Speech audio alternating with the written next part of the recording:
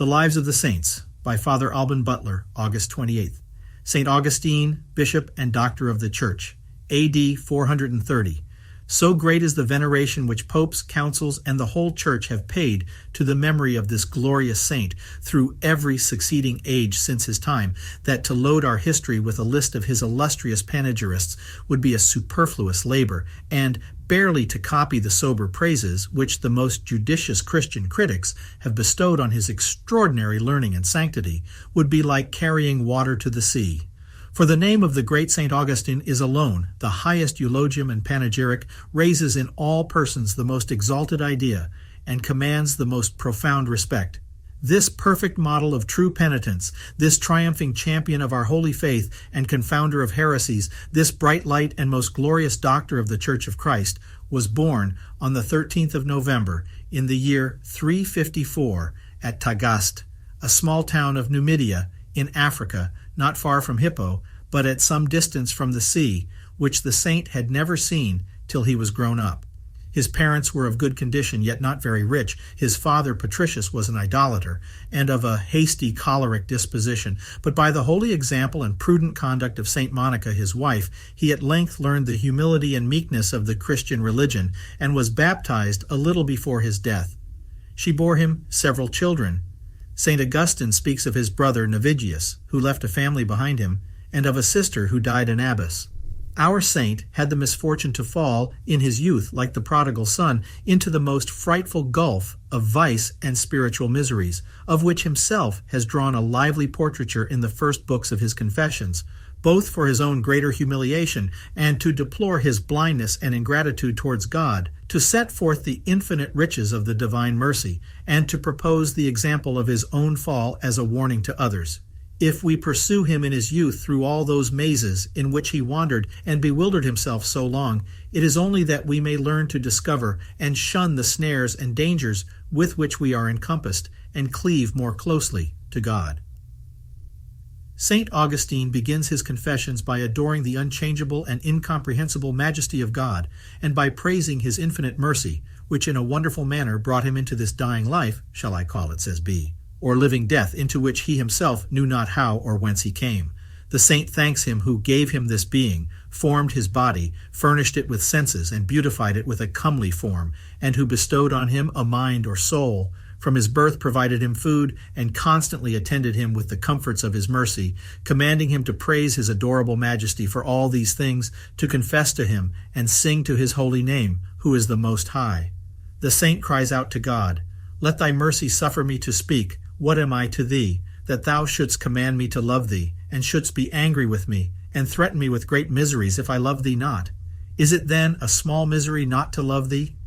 He confesses with regret that he began to offend his gracious God even in that age which is falsely called innocent, which was passed away without leaving any traces in his memory, and which was, with respect to the darkness of his oblivion of it, much like to that which he passed in his mother's womb. He accused himself thus from what he observed in other children, for he perceived that little ones are easily possessed with jealousy, anger, and revenge, which they sometimes express by their pale and envious looks, and they require with tears what would be hurtful if granted, and they rage and swell against their betters and those that owe them no subjection, and would have them to comply with their will and to obey them even in things that are hurtful. They also suck in very early sentiments of vanity and pride. He laments that custom should make it appear against reason for children in this tender age to suffer correction for what certainly deserves reprehension, and what is strengthened by being flattered, and becomes sinful upon the first dawning of the use of reason, whereas there is no age which is not docile and capable of some degree of correction by the senses, whereby the first seeds of the passions may be crushed. He deplores that, when he had learned to speak, and launched further out into the tempestuous society of human life, though as yet wholly depending on the authority of his parents and the beck of elders, he multiplied his sins and miseries. By the care of his pious mother, he was instructed in the Christian religion and taught to pray. He was made a catechumen by being marked with the sign of the cross, and by blessed salt being put in his mouth. And whilst he went to school in his own town, falling dangerously ill, he desired baptism, and his mother got everything ready for it. But he on a sudden grew better, and it was deferred. This was done lest he should afterward stain the grace of that sacrament, considering the great billows of temptations that were like to beset him after his childhood. This custom of deferring baptism, for fear of sinning under the weight and obligations of that sacrament, St. Augustine most justly condemns, but then the want of a sense of the sanctity of that sacrament, and the frequent perfidiousness and sacrileges of Christians in defiling it by relapsing into sin, is an abuse which, in these latter ages, calls for our tears and for all our zeal. The Church has long since forbidden the baptism of infants ever to be deferred, but it is one of the principal duties of pastors to instruct the faithful in the rigorous obligations which that sacrament lays them under, and to teach them highly to value and to watch carefully to preserve the grace which they received by it. Patricius, who was a worldly man and continued still an idolater, perceived that his son Augustine had an excellent genius and a wonderful disposition for learning, and with a view to his future preferment, spared nothing to breed him up a scholar. Here the saint thanks God that though the persons who pressed him to learn had no other end in view than to satisfy a desire of penurious riches and ignominious glory, yet divine providence made a good use of their error, and forced him to learn for his great profit and manifold advantage. But herein he accuses himself that he sinned, often studying only by constraint, disobeying the commands of his parents and masters, not writing, reading, or minding his lessons so much as was required of him. And this he did, not for want of wit or memory, but out of the love of play. He dreaded correction and prayed to God when a little one with great earnestness that he might escape punishment at school, regarding it as his great and grievous evil, for which dread he was derided by his masters and parents. Though the age of children is frequently indocile to severe discipline, and stands in need of restraint, yet it is generally better governed by generous motives of virtue and a filial awe than by much servile fear. And St. Augustine seems to complain of austere pedagogues who multiply to youth that labor and sorrow through which the sons of Adam are all obliged to pass, whereas their tasks might often be made in some degree agreeable, and scholars might be induced to love them upon principles of duty and virtue. For no one, says the saint, doth well what he doth against his will. He takes notice of the miseries of the depraved human condition, for these severe masters were guilty themselves in their ambitious projects and idle amusements and pleasures of greater follies than they chastised in the children. Only the toys of men are called business.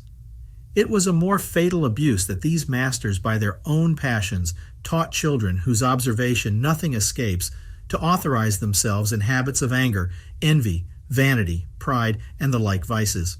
For the pedagogue who chastised his scholar for a less fault, in the meanwhile, if overcome in some petty dispute by a fellow teacher, was more racked with envy and choler than the boy ever was when outdone by a playfellow at ball. This, however, excuses not the faults of the scholars. St. Augustine humbly acknowledges that he, at that age, fell also into vanity, pleasing himself with the pride of surpassing his companions at play, and loving to have his ears scratched with vain praises that they might itch the more. A worse curiosity drew him to the dangerous entertainments of those that were older, public shows, plays, and other diversions of the theater. He declares that God justly turns sin into its own chastisement, its pleasure always leaving a sting, and filling the mind with gall and bitterness. For thou hast ordained it, and so it is, says he, that every inordinate affection should be to itself its own punishment and torment. In his studies, he liked Latin very well, having learned that language from his nurses and others with whom he conversed. Whilst he was little, he hated Greek, and the perplexing rules of the grammar of that tongue, and for want of understanding it sufficiently, he could not then relish the beauties of Homer, but the Latin poets became his early delight. Herein he laments that he filled his head with the wanderings of Aeneas, whilst he forgot his own wanderings, and he shed tears for the death of Dido, when he beheld himself with dry eyes perishing from God, miserable wretch as he was. For what can be more miserable, says he, than one that is in misery, yet hath no compassion for himself, than one who wept for the death of Dido, occasioned by her love for Aeneas, yet wept not for his own death, caused by not loving thee, O Lord? Poesy, however, not only enlarged his knowledge of languages, and exceedingly opened the faculties of his mind, especially that of invention, the ground of a creating or original genius, but this study also gave him a sublimity of thought and expression. by its exalted eloquence, by which, with elegance and decent propriety, it raises the mind above nature, which rhetoric closely confines within its bounds. And to poetry he was indebted for the art of employing in oratory frequent lively images and bold touches. The saint thanks God for many good endowments of his childhood, and for his progress in learning, all the fruits of which he offers to God, and begs that he may be enabled to refer them purely to his service, so as never to speak, write, read, cast accounts, or make use of any other profitable thing that he had learned, but for the divine honor. He humbly asks pardon for the sins he had committed by taking delight in his learning, and in the misuse of his wit, being pleased with applause given to his exercises above those of many others of his age, which was mere smoke and wind. His wit and tongue ought rather to have been employed in the praises of God. He complains that some scholars were more ashamed and afraid of incurring the disgrace of men by a barbarism or solecism than they were of offending God, and that an orator will sometimes declaim before a mortal judge with implacable hatred against his enemy, or detract from his reputation, whilst he is extremely careful not to let slip any impropriety in his discourse. From such a pernicious example, he learned to be more afraid of uttering a solecism in discourse than of being guilty of envy, or of deceiving his tutor-masters, or others by lies for the sake of play, for which sins he grievously laments. He also deplores the sins of theft which he committed by stealing little things out of his parents' cellar, or from their table, either to gratify his gluttony or to give to his playfellows. He confesses in particular that one night he and a company of wicked youths stole some pears from a neighbor's tree near his father's garden, out of mere wantonness and a lust of doing what they ought not to do. For the stolen fruit was bad, and they only threw it to the hogs. In this sin he laments the strange seduction of bad company, and of that friendship which is an enemy to the soul. Because some among such companions say, "Let us go, let us do it," everyone is ashamed not to be shameless. The most fatal rock against which Augustine split was the execrable vice of impurity, into which he fell in the 16th year of his age.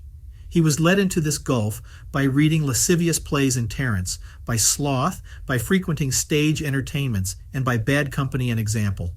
Augustine went to school first in his own town. Then his father sent him to Madaura, a neighboring city, where he studied grammar, poetry, and rhetoric. When he was 16 years old, his father made him return to Tagaste, designing to send him to finish his studies at Carthage. But before he executed this project, he kept him a whole year at home. During this time, the young man, slighting the good advice of his mother, fell into lewd company, being induced to it by idleness and by the indulgence of his father, who had not yet received baptism, and whose only ambition was to make this son a scholar. Youth ought to be constantly applied to some serious employment. A short interval of idleness between coming from school and going to business often enervates the mind, takes off the edge of its activity and love of application, and destroys the advantage of good habits and the fruit of whole years, and the disorder is often beyond recovery. Augustine, during the interval of this year, gave himself up to pastimes and diversions, particularly to sporting and catching of birds, in which he bore incredible fatigues. In the meantime his passions grew unruly, and his father took no care of his growing up in virtue, provided he was eloquent. His mother, indeed, secretly admonished him with great solicitude to keep himself free from vice, which, says the saint, seemed to me but the admonitions of a woman, which I was ashamed to obey. Whereas they were thy admonitions, O God, and I knew it not. By her thou didst speak to me, and I despised thee in her. Yet I knew it not, and I rushed on with so much blindness that amongst my equals I was ashamed of being less guilty than others, when I heard them bragging of their flagitious actions, and I had a mind to do the like. Augustine went to Carthage towards the end of the year 370, in the beginning of the 17th year of his age. There he easily held the foremost place in the school of rhetoric, and applied himself to his studies with so much eagerness and pleasure, that it was with great difficulty that he was drawn from them. But his motives were vanity and ambition, and in his studies he was pleased with pride and puffed up with self-conceit, though he hated open arrogance and abhorred the abusive wits called eversores, who made it their cruel diversion to insult and impudently deride others, especially strangers, only to gratify a malicious mirth. Vincent the Rogatist, his 1 Mai, acknowledges that he always loved decency and good manners even in his irregularities, but this was no more than a worldly and exterior decency, for he plunged himself headlong into the filth of impurity. The world theorizes many criminal occasions of vice, which by the sanction of example pass among many for innocent. This reflection extorted from St. Augustine after his conversion the following complaint: "Woe to thee, O torrent or custom among men! Who will resist thee? Who will step thy impetuous tide?" He was by the force of example drawn into wicked company and dangerous amusements, especially into a fondness for tragedy and other stage entertainments, which, being full of the images of the most infamous passions, entertained that fire which had already begun to devour him. His father, Patricius, died soon after he had been baptized in 371, but Augustine still continued his studies at Carthage.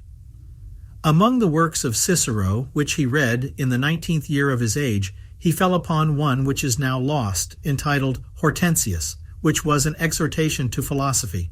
By it he was strongly affected, and was inflamed with a great desire of love of wisdom, and filled with a contempt of riches and honors, and from that time laid aside all expectation of magistracies and high worldly preferments. Being only 20 years old, he heard the master speak with great boasting of Aristotle's book of the 10 categories or predicaments. He therefore eagerly read it over by himself, and understood it all without a master. But this book led him to place God in the category of substance, and to reason of him in a corporeal manner. He at length grew weary of reading Cicero's Hortensius and the books of the heathen philosophers, because Christ was not mentioned in them, whose name he had sucked in, as it were, with his mother's milk, and deeply retained. He desired therefore to read the Holy Scriptures, but was offended with the simplicity of the style, and swelling with pride as if he was endued with a great genius, he could not relish their humility or penetrate their spirit. Soon after this, he fell into the sect of the Manichaeans, in which he continued between 8 and 9 years, from the 19th to the 28th year of his age. Vice, especially that of impurity, strangely degrades and infatuates the mind, creates an utter distaste and loathing of spiritual things, and renders the soul incapable of raising her thoughts and affections to heavenly objects. This foul vice blinds the understanding, debauches the faculty of reason, and perverts the will, and all the other powers of the soul, of which no example can be more amazing than that of King Solomon. This dreadful blindness accounts for the fall of so great a genius as Augustine was into the most monstrous of heresies. Pride was another occasion of his ruin. "I sought with pride," says he, "what only humility could make me find. Fool that I was, I left the nest imagining myself able to fly, and I fell to the ground." His vanity was soothed and flattered by the Manichaeans, who pretended to try everything by the test of bare reason, and scoffed at all those who paid a due deference to the authority of the Catholic Church, as if they shackled reason and walked in trammels. It was by this artifice that he was seduced and caught in their nets. They promised to show him everything by demonstration, banishing all mystery and calling faith weakness, credulity, and ignorance. They said that setting aside dreadful authority, they would lead men to God and free them from all error by reason alone. Isaac Beausobre hence infers that before St. Augustine's time, Catholics furiously extolled the authority of the Church. He ought to have added that St. Augustine afterward, upon mature consideration, found that it is highly rational, with regard to supernatural truths, to acquiesce in the testimony of God, manifested by the authority of the Church derived from him, guided by his unerring Spirit, in conserving unviolated his divine revelation, of which we have the strongest assurance given us by the same revelation, confirmed to us by evident miracles and other motives of credibility, to which, upon an impartial review, no one can prudently refuse assent. Modern Socinians and others, who boast mightily of making reason their only guide, are driven by their own principles into the most glaring inconsistencies and monstrous absurdities against reason itself, as St. Augustine afterward discovered of the ancient Manichaeans, whereas reason leads us, as it were, by the hand to divine revelation, which, far from opposing it, shows its insufficiency in things that lie beyond its reach, and offers its own noonday light to direct us safely to the most necessary and important truths. By slighting and contemning this secure and sober method of attaining the true knowledge of divine mysteries, so great a wit unhappily fell into the snares of the Manichaeans. Writing to his friend Honoratus, who was still detained in those errors to which he had himself persuaded him, he lays open this to have been the source of his ruin, that, relying too much on the strength of his own reason, he despised the direction and authority of the Catholic Church. "You know, Honoratus," says he, "that upon no other ground we adhered to these men. What else made me, rejecting for almost 9 years together the religion which was instilled into me in my childhood, a follower and diligent hearer of these men, only their saying that we are overawed by superstition, and that faith is obtruded on us without reason being given, whereas they tie none to believe, except upon the truth being first examined and cleared up? Who by such promises would not have been inveigled, especially a young man desirous of truth, and by a reputation among learned men in the schools, already grown proud and talkative? They derided the simplicity of the Catholic faith, which commanded men to believe before they were taught by evident reason what was truth." St. Augustine frequently teaches in his other works that this is the general method of other heretics and the usual occasion of miscarriages in faith. "It is," says he, "as it were a rule amongst all heretics that they endeavor to overbear with the name and promise of reason the most steady authority of the Church, which is firmly founded. And this they are forced to do because they perceive themselves to be most contemptibly worsted if their authority should once come to be compared with that of the Catholic Church." And in another place, "All heretics generally deceive by the ostentatious promise of science, and reprehend the simplicity of believers." St. Augustine tells us that the chief questions which gravelled him, and to which the Manichaeans promised a solution, were whence came evil, and the difficulty of forming a clear apprehension of a spirit, whence he was persuaded to imagine God to be corporeal, and by listening to those masters of error, he was brought by insensible degrees to such folly as to believe that when a fig is gathered, both it and its mother tree weep with milky tears, and that if some Manichaean saint should eat it, after it had been plucked by another's crime and not his own, particles of good intelligences, or rather of the deity, which were imprisoned in the fruit, are restored to liberty. However, soon perceiving that these heretics were more dexterous in disputing against others than in defending or proving their own tenets, on this account he remained rather a seeker than a perfect Manichae, and continuing among them only in the rank of a hearer, he would never be initiated among their elect. In the meantime, his heart was swelled with pride by his success in frequent disputations with several Catholics, in which, by the subtlety of his wit and quickness in reasoning, he seemed unhappily victorious, and he engaged several of his friends in the same errors with himself, among others Alpius and his patron and benefactor Romanianus, in whose house he lodged during his studies at Carthage. He had attained to a perfect understanding of most of the liberal sciences at scarce 20 years of age, but says of his learning at that time, because he did not apply himself with it to the true knowledge of God, "What did this profit me, when indeed it did me harm?" In the 20th year, to ease his mother of the charge of his education, he left Carthage, and returning to her, set up a school of grammar and rhetoric at Tagaste. But she, who was a good Catholic and never ceased to weep and pray for his conversion, forbore to sit at the same table or to eat with him, hoping by this severity and abhorrence of his heresy to make him enter into himself. Some time after, finding her own endeavors to reclaim him unsuccessful, she repaired to a certain bishop, and with tears besought him to discourse with her son upon his errors. The prelate excused himself for the present, alleging that her son was yet unfit for instruction, being intoxicated with the novelty of his heresy and bloated with conceit, having often puzzled several Catholics who had entered the list with him and were more zealous than learned. "Only pray to our Lord for him," said he. "Your son will at length discover his error and impiety." She still persisted with many tears, importuning him that he would see her unhappy son, but he dismissed her, saying, "Go your way, God bless you. It cannot be that a child of those tears should perish." Which words she received as an oracle from heaven. She was only comforted by a dream in which she seemed to see a young man, who, having asked the cause of her sorrow and daily tears, bid her be of good courage, for where she was, there her son also was. Upon which she, looking about, saw Augustine standing upon the same plank with herself. This assurance, and her confidence in the divine mercy gave her present comfort. But she was yet to wait several years for the accomplishment of her earnest desires, and to obtain it by many importunate prayers and tears, which she could not but put forth in abundance, while she saw her beloved Son an enemy to that God whom she loved far more than her Son or herself.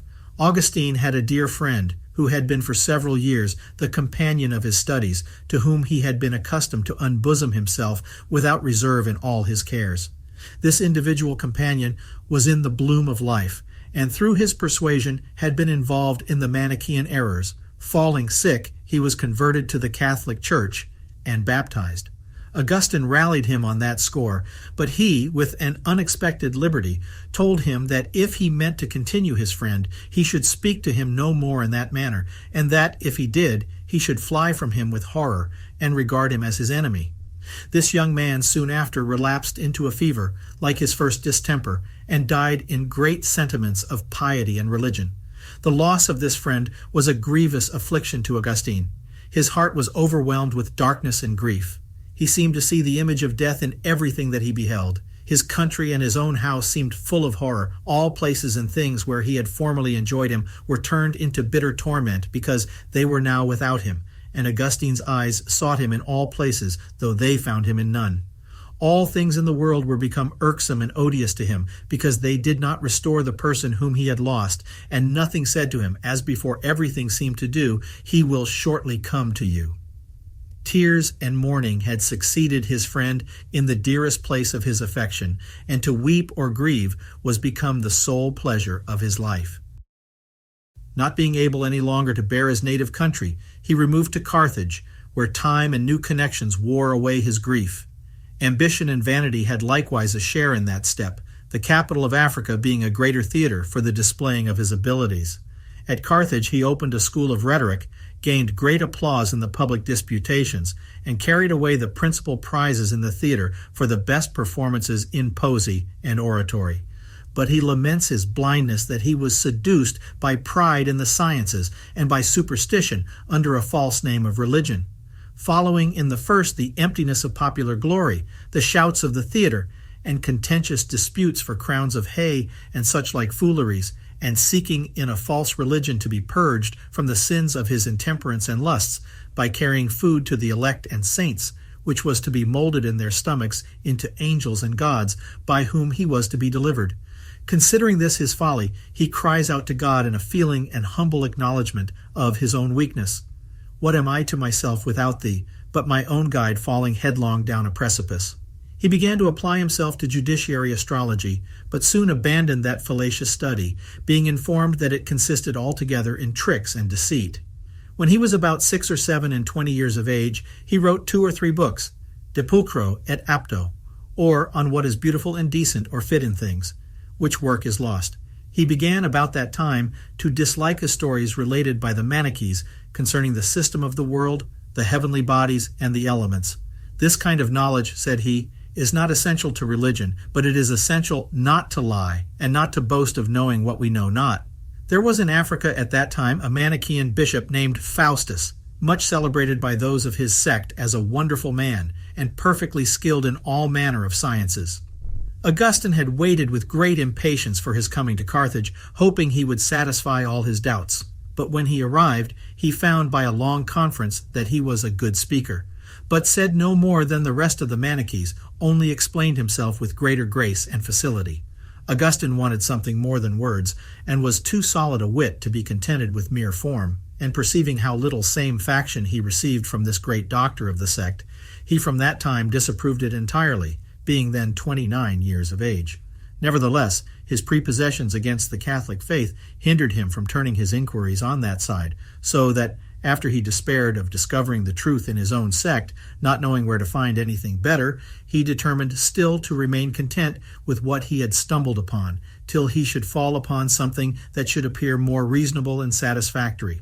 The truly ingenious and pious Mr. Abraham Woodhead, who, leaving Oxford, embraced the Catholic faith, wishes many nowadays would take warning to arm themselves against the same pernicious sloth, supposing several now to labor under the like disease, who, as it were, purposely deprive themselves of the grace of being enlightened with the truth by not inquiring after it, only from the false informers of their own party, to which by chance or a false choice they are first addicted.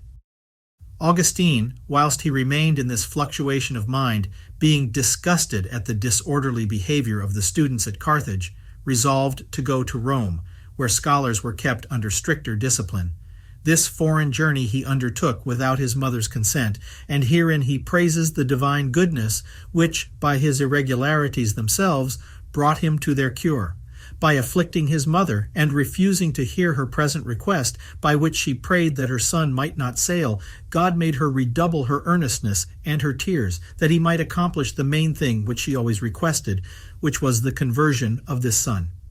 At Rome he applied himself to the Manichaeans, and lodged with one of that sect, merely on account of former acquaintance, and because he was not yet resolved on any other religion.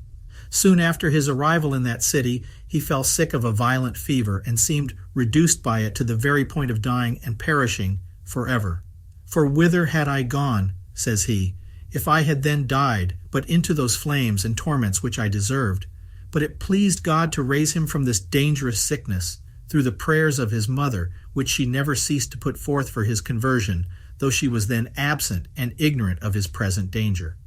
Whilst he professed rhetoric in that great city, his school was frequented by the most famous wits of that age, and none ever went from it without either being struck with admiration at his learning and parts, which were rendered more amiable by the natural sweetness of his temper, or being moved with envy at the honor he acquired in his disputations.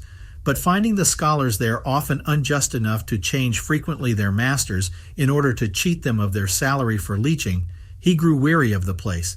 And it happening that deputies were sent from Milan, where the Emperor Valentinian the Younger kept his court, to Symmachus, prefect of Rome, who was himself a great orator, requiring that he should send thither some able master of rhetoric, Augustine made suit to be the man. He was strongly recommended by several persons of consideration, and having given Symmachus proofs of his capacity, was chosen by him, and accordingly sent. At Milan he was received with great applause, and the most ingenious persons of that city were soon convinced that he deserved the high opinion they had entertained of him. The holy bishop, St. Ambrose, gave him particular marks of his respect. St. Augustine was very desirous of being acquainted with him, not as with a teacher of the truth, which he thought impossible to be found among the Catholics, but only as a person of great learning and reputation, and one who was obliging and friendly to him. He frequently attended his sermons, not with any desire of profiting by them, but to gratify his curiosity, and to inform himself whether his eloquence answered the fame he had heard concerning him. He was very intent upon his words, and found his discourse elegant and more learned than that of Faustus the Manichaean, yet not so pleasing in the delivery. Austin aimed only at gratifying his ears, and despised the matter which the bishop treated, yet his doctrine, like a distilling rain, insensibly made impressions on his heart, and caused the seeds of virtue to spring forth therein. He began to think there was good argument and reason in what he said, and that the Manichaeans unjustly derided and cast contempt on the writings of the law and the prophets, but he was not yet convinced of the goodness of the Catholic cause, and he continued in suspense, withholding his heart from giving any assent for fear of a precipice, though he learned from St. Ambrose's discourses that Catholics did not hold what the Manichaeans charged them with. In the meantime, in the pursuit of honors, riches, and a suitable marriage, he was often tormented with bitter anxieties, the remembrance of which made his soul afterward cleave faster and more sweetly to God, who at length rescued him from that tenacious birdlime of death. Being to pronounce on the calends of January in 385 a panegyric in praise of the emperor and of the newly elected consul, Baudo, who was to be present, he was very anxious for the success, and passing through the streets of Milan, he envied the happiness of a poor beggar whom he saw there laughing and merry, and complained to his friends what torments our own folly creates, only to purchase a tranquillity which perhaps we can never attain, but which that poor man seemed to enjoy in the trifling alms he had gathered that day. It is true, says he, his joy is not real, but that which my ambition sought after was much less so. In the search of truth, he was still perplexed about the origin of evil, and suffered a secret anguish in his soul to which only God was witness, for neither was his time sufficient, nor his tongue able to express the inward tumult of his soul.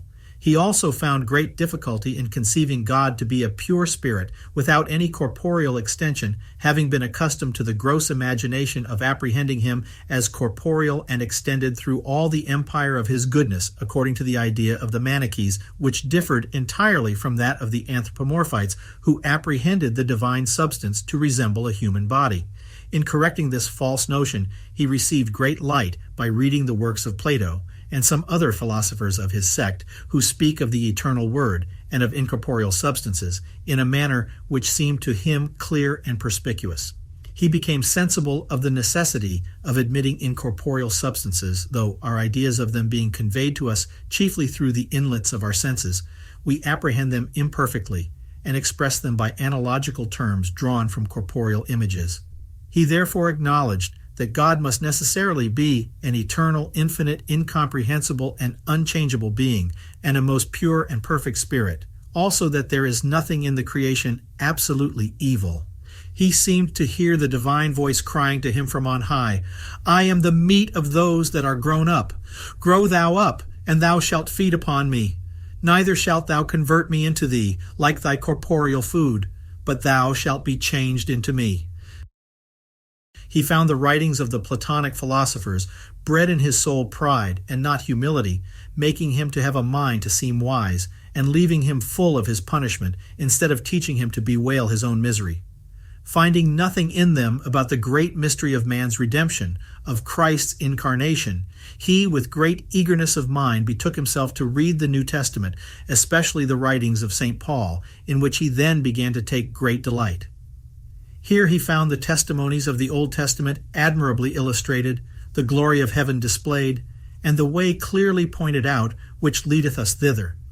Here he learned that which he had long felt, that he had a law in his members, warring against the law in his mind, and that nothing could deliver him from this body of death but the grace of Jesus Christ. He perceived an infinite difference between the doctrine of him who styled himself the last of the apostles, and that of those proud philosophers who esteem themselves the greatest of men. Augustine himself was now convinced of the truth and excellency of that virtue which the divine law prescribes in the Catholic Church, but was still prejudiced with such an apprehension of insuperable difficulties in the practice as kept him from resolutely entering upon it. Under his difficulties, he addressed himself to Simplician, a priest of Milan, whom Pope Damasus had formerly sent from Rome to St. Ambrose to be his instructor and tutor, who was then beloved by him as his father, and afterwards succeeded him in the bishopric of Milan. This holy man was in a very advanced age, and had served God with great piety from his youth. To him Augustine gave an account of the round of his wanderings and errors, and mentioned his reading certain books of the Platonics, which had been translated into Latin by Victorinus, who had formerly been professor of rhetoric in Rome, and died a Christian. Simplician commended his choice of these books, and related to him how himself had been instrumental in the conversion of this Victorinus, for that very learned old man, who taught most of the senators of Rome and had the honor of a statue set up in the Forum, embraced the faith of Christ. A fear of offending his friends, the Roman senators, those proud worshippers of devils, from whom he apprehended great storms of malice would fall upon him, made him defer his baptism for some time. But being encouraged by Simplician, he overcame that temptation, and trampling the world under his feet, was instructed and baptized by him. When Julian the Apostate forbade Christians to teach the sciences, Victorinus with joy quitted his school. Augustine was strongly touched by so generous an example, and he envied the felicity of Victorinus more than he admired his fortitude, but was still held captive under the slavery of his passions. He mournfully complains as follows: "I sighed and longed to be delivered, but was kept fast bound, not with exterior chains or irons, but with my own iron will. The enemy held my will, and of it he had made a chain, with which he had fettered me fast. For from a perverse will was created wicked desire or lust, and the serving this lust produced custom, and custom not resisted produced a kind of necessity, with which, as with certain links fastened one to another, I was kept close shackled in this cruel slavery. I had no excuse, as I pretended formerly when I delayed to serve thee, because I had not yet certainly discovered thy truth. For now I knew it, yet I was still fettered. The load of the world agreeably kept me down, as it happens in sleep, and the desires by which I meditated to rise were but like the strugglings of such as would awake, who nevertheless are still overcome with drowsiness, and fall back into their former slumber, whilst a heavy laziness benumbs their limbs, though reason tells them it is wrong, and that it is high time to arise. I had nothing now to reply to thee, when thou saidst to me, Arise, thou that sleepest, and rise up from the dead, and Christ will enlighten thee. I had nothing, I say, at all to reply, being now convinced by thy faith, but certain lazy and drowsy words, presently, by and by, let me alone a little while longer. But this presently did not presently come. These delays had no bounds, and this little while ran out to a long time.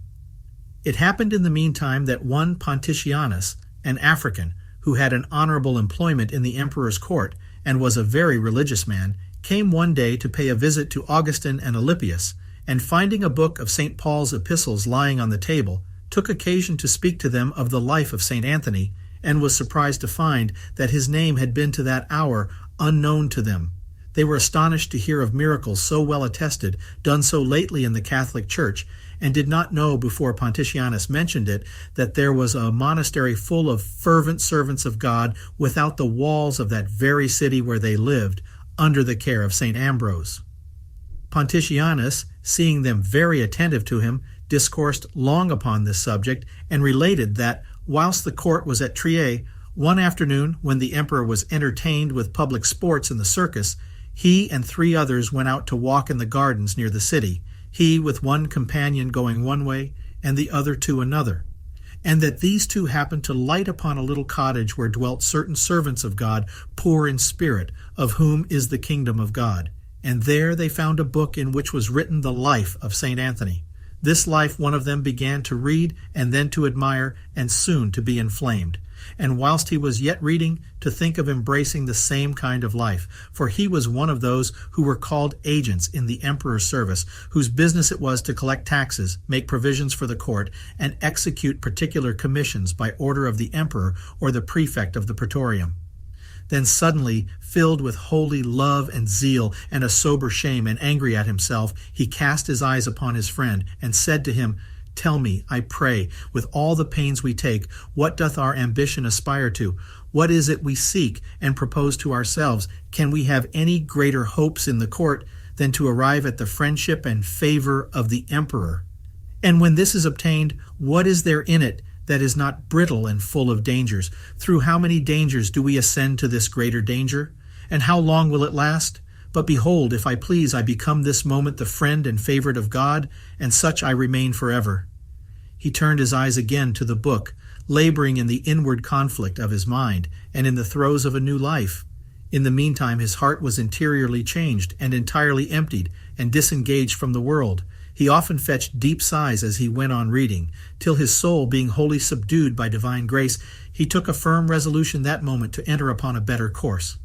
I have now, said he, bid a final adieu to that our former hope, and am fully resolved to have no other pursuit but that of serving God. I begin from this very hour, in this very place. If you do not imitate my retreat, do not obstruct my resolution. The other answered that he would constantly adhere to his companion in so noble a warfare for so high a reward. By this time Pontitianus and the other that had walked with him came to the same place, and put them in mind of returning home. But upon hearing the resolution they had taken, they congratulated with them, and took leave of them, recommending themselves to their prayers. Both of them that remained in the cottage had been contracted to young ladies, who, as soon as they heard of this, consecrated their virginity in like manner to God. This example, and the discourse of Pontitianus, had a powerful influence on the mind of St. Augustine, and raised strong emotions in his breast, and he saw, as it were in a glass, his own filthiness and deformity, which caused him to loathe and abhor himself. In his former half-desires of conversion, he had been accustomed to beg of God the grace of continency, but so as to be at the same time in some measure afraid of being heard too soon. In the first dawning of my youth, says he, I had begged of thee chastity, but by halves, miserable wretch that I am. And I said, Give me chastity and continency, but not yet a while, for I was afraid lest thou shouldst hear me too soon, and presently heal me of the disease of concupiscence, which I rather wished to have satiated than extinguished. Now he began to be ashamed and grieved to find his will had been so weak and divided, and no sooner was Pontitianus departed, but he applied himself to Alypius in these words, What are we doing who thus suffer the unlearned to start up and seize heaven by force, whilst we with all our knowledge remain behind cowardly and heartless, and wallow still in the mire? What, because they have outstripped us and are gone before, are we ashamed to follow them? And is it not more shameful not even to follow them? This he spoke with an unusual and extraordinary tone of voice, and his countenance was entirely altered, and he immediately got up and went into the garden. Alypius was astonished, not so much at his words as at his pathetical manner of expressing them, and at the violent commotion in which he saw him laboring within his breast, and he followed him step by step into the garden. They sat down at as great a distance as they could from the house, and there Augustine groaned in bitter indignation against himself. We cannot better describe the tempest and furious agitation of his soul at that time than in his own words. I now was enraged at myself, says he, that I did not courageously at once resolve on what my reason convinced me to be so good and necessary to be done. I would and I would not. I was, as it were, divided between myself and myself. I shook my chain with which I was fettered, but could not be released from it. Thou, O Lord, continuedst to press sore upon me in my interior, with a severe mercy, redoubling the stripes of fear and shame, lest I should leave off struggling, and my chains should grow again, and bind me faster than ever. I said within myself, Come, let it now be done. Let it be done this moment. Neither yet did I do it quite, demurring still a while, to die unto death and live unto life. Trifles of trifles and vanities, my old mistresses, hung about me, and pulling me by the garment of the flesh, softly whispered to me, Wilt thou then forsake us? From this moment shall we be no more with thee forever? Wilt thou never hereafter taste those delights? From this moment shall this or that be no more allowed thee forever? Now I heard these suggestions not as boldly confronting me and opposing me to my face, but as muttering behind me and secretly pulling me that I should look back upon them. And they somewhat retarded me, whilst I delayed to snatch myself away and shake them off, and to spring forward whither I was called. And the violence of evil custom said to me, Dost thou think that thou canst live without these or those delights? But the chaste dignity of continency enticed me to come forward, and, to encourage me to fear nothing, stretched forth to receive and embrace me her loving arms full of crowds of good examples. There were great numbers of boys and girls, young men and maidens, grave widows and old women virgins, persons of all ages. And in all these continency was the fruitful mother of chaste delights from thee, O Lord, her heavenly bridegroom. And she laughed at me with a kind of derision by way of drawing me on, as if she had said, And art thou not able to do what these men and these maidens do? Or are these able in themselves, and not in the Lord their God? He gave me to them. Why standest thou upon thyself, and therefore dost not stand? Throw thyself upon him, and fear nothing. He will receive and will heal thee.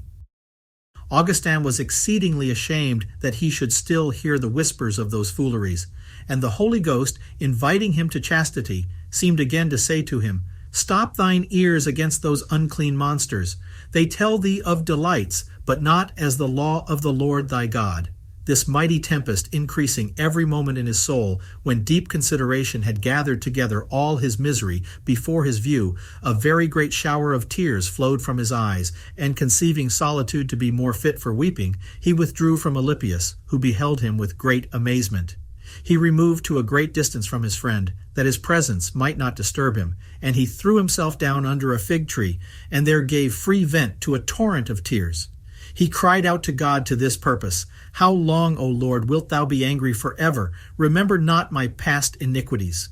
And perceiving himself still held back by them, he cast forth miserable complaints, and reproached himself, saying, How long, how long? Tomorrow, tomorrow, why not now? Why does not this hour put an end to my filthiness? These complaints he uttered, and he wept with most bitter contrition of heart, when on a sudden he heard, as it were, the voice of a child from a neighboring house, which singing frequently repeated these two words in Latin, Tolle lege, that is, take up and read, Take up and read." Presently, his countenance being changed, he began to consider whether in any kind of play children were wont to sing any such words, nor could he call to mind that he had ever heard the like.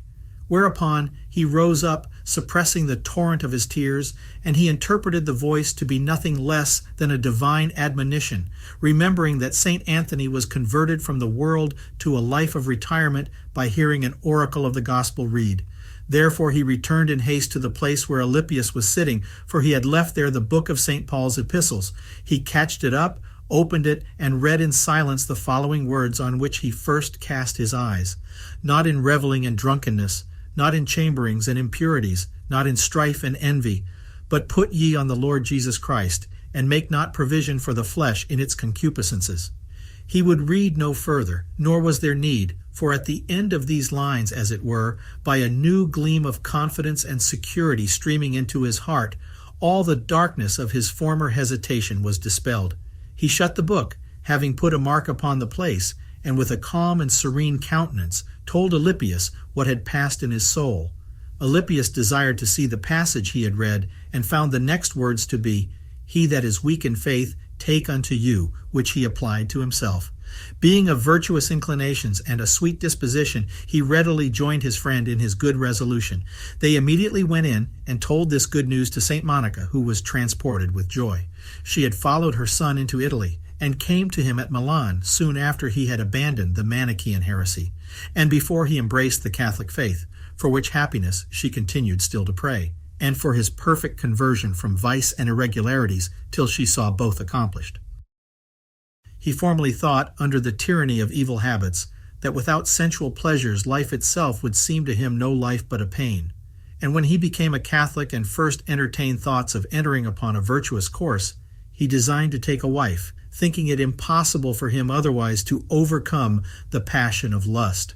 Alypius, who had never dragged the chain of that passion, wondered at his slavery, and from wondering was once in danger of desiring to make a trial and to be drawn towards the same slavery, but the divine mercy preserved him. St. Monica had provided a suitable match for her son, and the choice was extremely agreeable to him, but when his heart was entirely converted to God, he resolved to embrace a state of perfect continency, and found by experience the truth of that maxim of Seneca. It is not because things are difficult that we dare not aim at them, but they appear difficult because we have not courage to undertake them. And that of two other heathens, "Who sets about, hath half performed the deed." Our illustrious convert, pouring forth his heart in humble thanksgiving and holy jubilation before God, who had mercifully broken the chains of his slavery, cried out, "How sweet on a sudden was it become to me to be without the sweets of those toys, and what I was before so much afraid to lose, I now cast from me with joy, for thou hast expelled them from me who art the true and sovereign sweetness. Thou expelledst them, and camest in thyself instead of them, sweeter than any pleasure whatever, but not to flesh and blood, brighter than any light whatever, but more interior than any secret, higher than any dignity whatever, but not to those who are high in their own conceit. Now was my mind free from the gnawing cares of the ambition of honor, of the acquisition of riches, and of weltering in pleasures, and my infant tongue began to lisp to thee, my Lord God, my true honor, my riches, and my salvation. In the process of this saint's wonderful conversion, we cannot but admire the power of divine grace, that no one may despair. The victory indeed over evil habits is not purchased without much sorrow, pain, and contradiction to corrupt nature. Yet let the sinner take courage. This conflict will at length be converted into happy liberty and joy, but let no sinner attempt so great a work with faint endeavors. It must cost many tears and a kind of martyrdom. How watchful and strenuous ought everyone to be against the first spark of vice, which, if admitted, soon grows a devouring flame and a dreadful tyranny. This company, this fond affection, this secret envy appears light at first, but nothing is so rapid or so violent as the progress of vice. He that once sins, like him that slides on ice, goes swiftly down the slippery ways of vice. Though conscience checks him, yet those rubs gone o'er, he slides as smoothly, and looks back no more. The conversion of St. Augustine happened in the year 386, the 32nd year of his age, in the month of August or September. At the same time, he determined to quit his school and profession of teaching rhetoric, but deferred the execution of this resolution 3 weeks till the vacation, which was in the time of the vintage. Then he retired to a country house at Cassiacum, near Milan, which his friend Verecundus, a professor of grammar in that city, who was then a heathen, but was baptized soon after, yielded to him and his friends, for he was accompanied in his retreat by his another Saint Monica, his brother Navigius, his son Adeodatus, Saint Alypius, his chief confidant, Trigetius, and Licentius, two of his scholars, and his cousins Lastidianus and Rusticus. Here he wholly employed himself in prayer and study, which exercises he made admirably conducive to each other, for his study was a kind of prayer by the devotion of his mind therein. Here he strenuously labored, by the practice of austere penance, by the strictest watchfulness over his heart and senses, and by most fervent and humble prayer, to subdue his passions, to purify his affections, to disengage them perfectly from the inordinate love of creatures, and to prepare himself for the grace of leading a new life in Christ, and becoming in him a new creature. He wept over the wounds and spiritual miseries of his soul, and he cried out with the greatest earnestness to his Savior, begging him to stretch forth his merciful and omnipotent hand and heal him. Against his domestic enemy he had recourse to God, praying, "My whole hope is in nothing else but in thy exceeding great mercy, O Lord my God. Thou commandest me continency. Give me what thou commandest, and command what thou wilt. I know that no man can be continent unless God give it." He particularly prayed for purity of heart and the most perfect divine love, confessing that he ought to devote to the love of God his whole strength and all his powers every moment of his life. He desired to redouble his earnestness in it, to repair, had it been possible, the precious time he had already lost. "Too late," said he, "have I loved thee, O beauty so ancient and so new. Too late have I loved thee. Thou wast with me, and I was not with thee. Thou hast called, thou hast cried out, and hast pierced my deafness. Thou hast touched me, and I am all inflamed with the desire of thy embraces. He loveth thee less who loveth anything else with thee, which he loveth not for thee. O love, which always burnest and art never extinguished. True charity, my God, set me all on fire." This ardent lover of God, after his conversion, fulfilled the character of the true penitent, in loving God so much the more fervently as more had been forgiven him, and as the divine mercy had raised him from greater miseries, on which account he is usually represented by painters with the symbol of a flaming heart. The foundation of this divine charity and of all other perfect virtues he laid in the most profound humility, the most sincere sentiments of which virtue his writings breathe. In the 10th book of his Confessions, he mentions that he made it his principal care and study to watch against the snares of pride and vainglory, which there is danger of a man seeking in the very contempt of vainglory itself. He also labored vigorously to restrain under the strictest government his tongue, his eyes, ears, and his other senses, especially that of the taste. Of this last he writes, "Drunkenness is far from me. Thou wilt grant in thy mercy that it never approach me, but gluttony sometimes steals upon thy servant. Thou wilt have mercy that it may be removed from me." A soldier of the heavenly camp said, "I can do all things in him that strengtheneth me. Strengthen thou me, that I also may be able."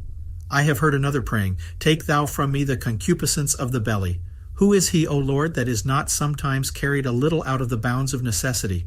Whoever he be, he is great. Let him magnify thy name. But I am not such a one, because I am a sinful man. For this he earnestly implores the healing mercy of Christ. This saint had learned the maxim of the gospel and of St. Paul, earnestly inculcated by St. John Climacus, St. Isidore, and all masters of a spiritual life, that all carnal passions are to be cut off, and the soul prepared to receive the impression of heavenly affections by great abstinence and sobriety. For, as a spring of water cut into many streams diffuses itself over a whole garden, and clothes every bed with green herbs, so if the appetite of gluttony spread itself through the veins of the heart, it will sow over it a thick grove of many lusts, and make the soul a dwelling place of wild beasts, says St. Basil. St. Augustine had contracted in the world a pernicious habit of swearing. After his conversion, exhorting others to refrain from that horrible crime, he set before them his own example, in what manner he had overcome an execrable habit of that vice. "We also were formerly engaged," says he, "in that most base and criminal custom. We once swore, but from the time that we began to serve God, and understood the heinous evil of that sin, we were seized with vehement fear, and by fear we restrain that inveterate custom. You say you do it by habit, but above all things watch over yourselves that you may never swear. A more inveterate custom requires the greater attention. The tongue is a slippery member and is easily moved. Be then the more watchful to curb it. If you refrain today, you will find it more easy to refrain tomorrow. I speak from experience. If your victory be not complete tomorrow, it will at least be more easy by the custom of the former day. The mischief dies in 3 days, and we shall rejoice in our great fruit and in our deliverance from such an evil. In another sermon he says, I know it is difficult to break your habit. It is what I found myself. But by fearing God, we broke our custom of swearing. When I read his law, I was struck with fear. I strove against my custom. I invoked God my helper, and he afforded me his succor not to swear. Now nothing is more easy to me than not to swear.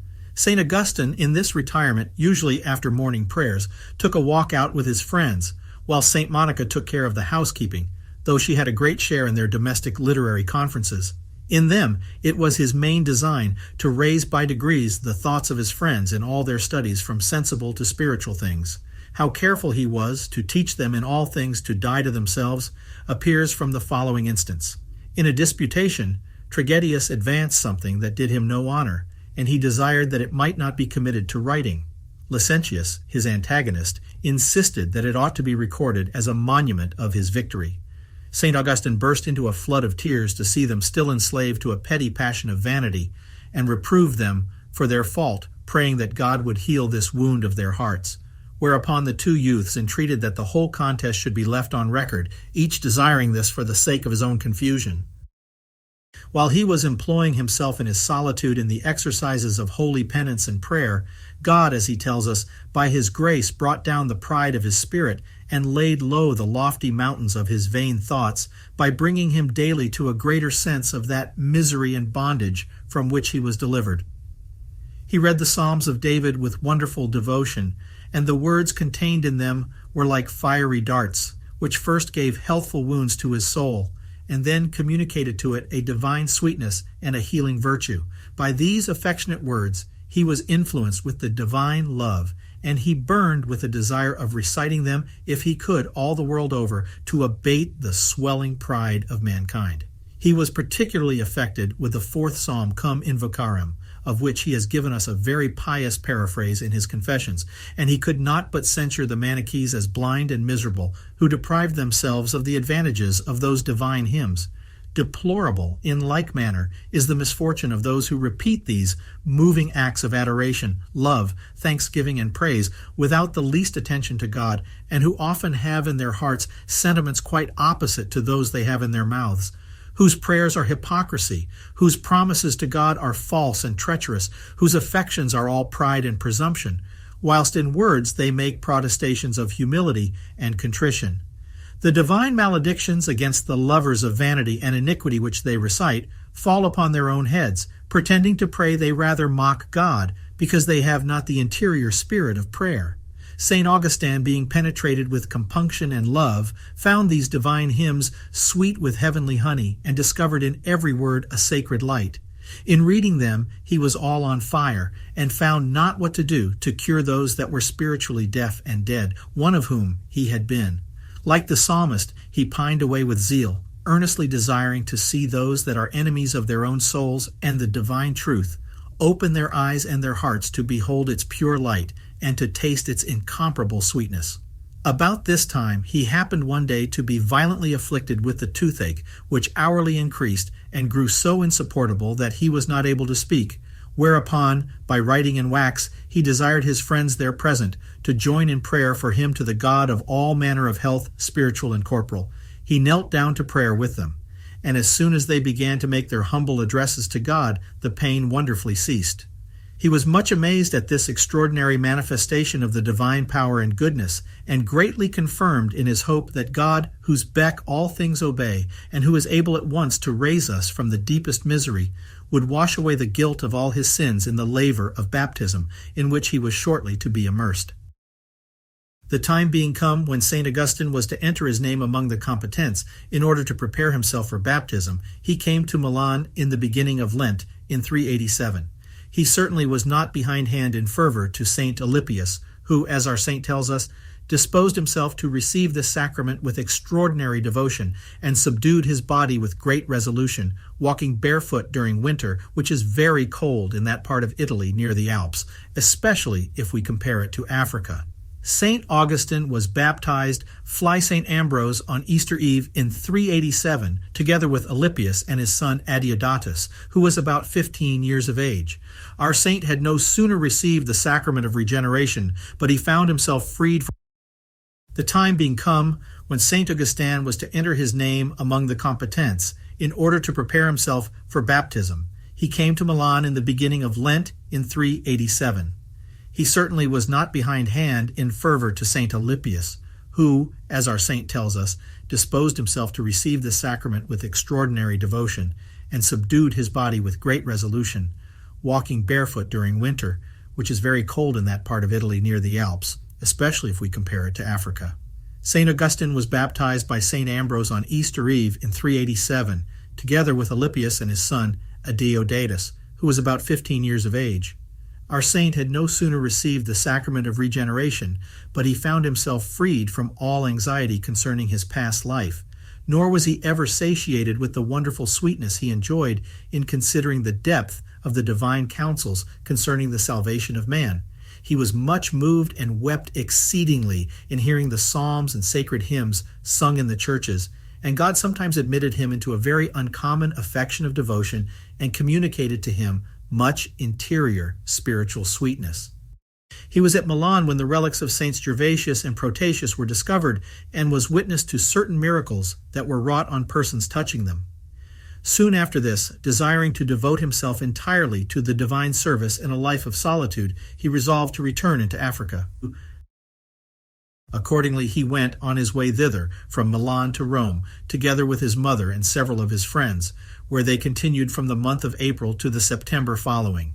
Going thence to Ostia with an intention to embark there, he lost St. Monica, who died in that seaport before the 13th of November in 387. Upon this accident, Augustine went back to Rome and stayed there till the following year.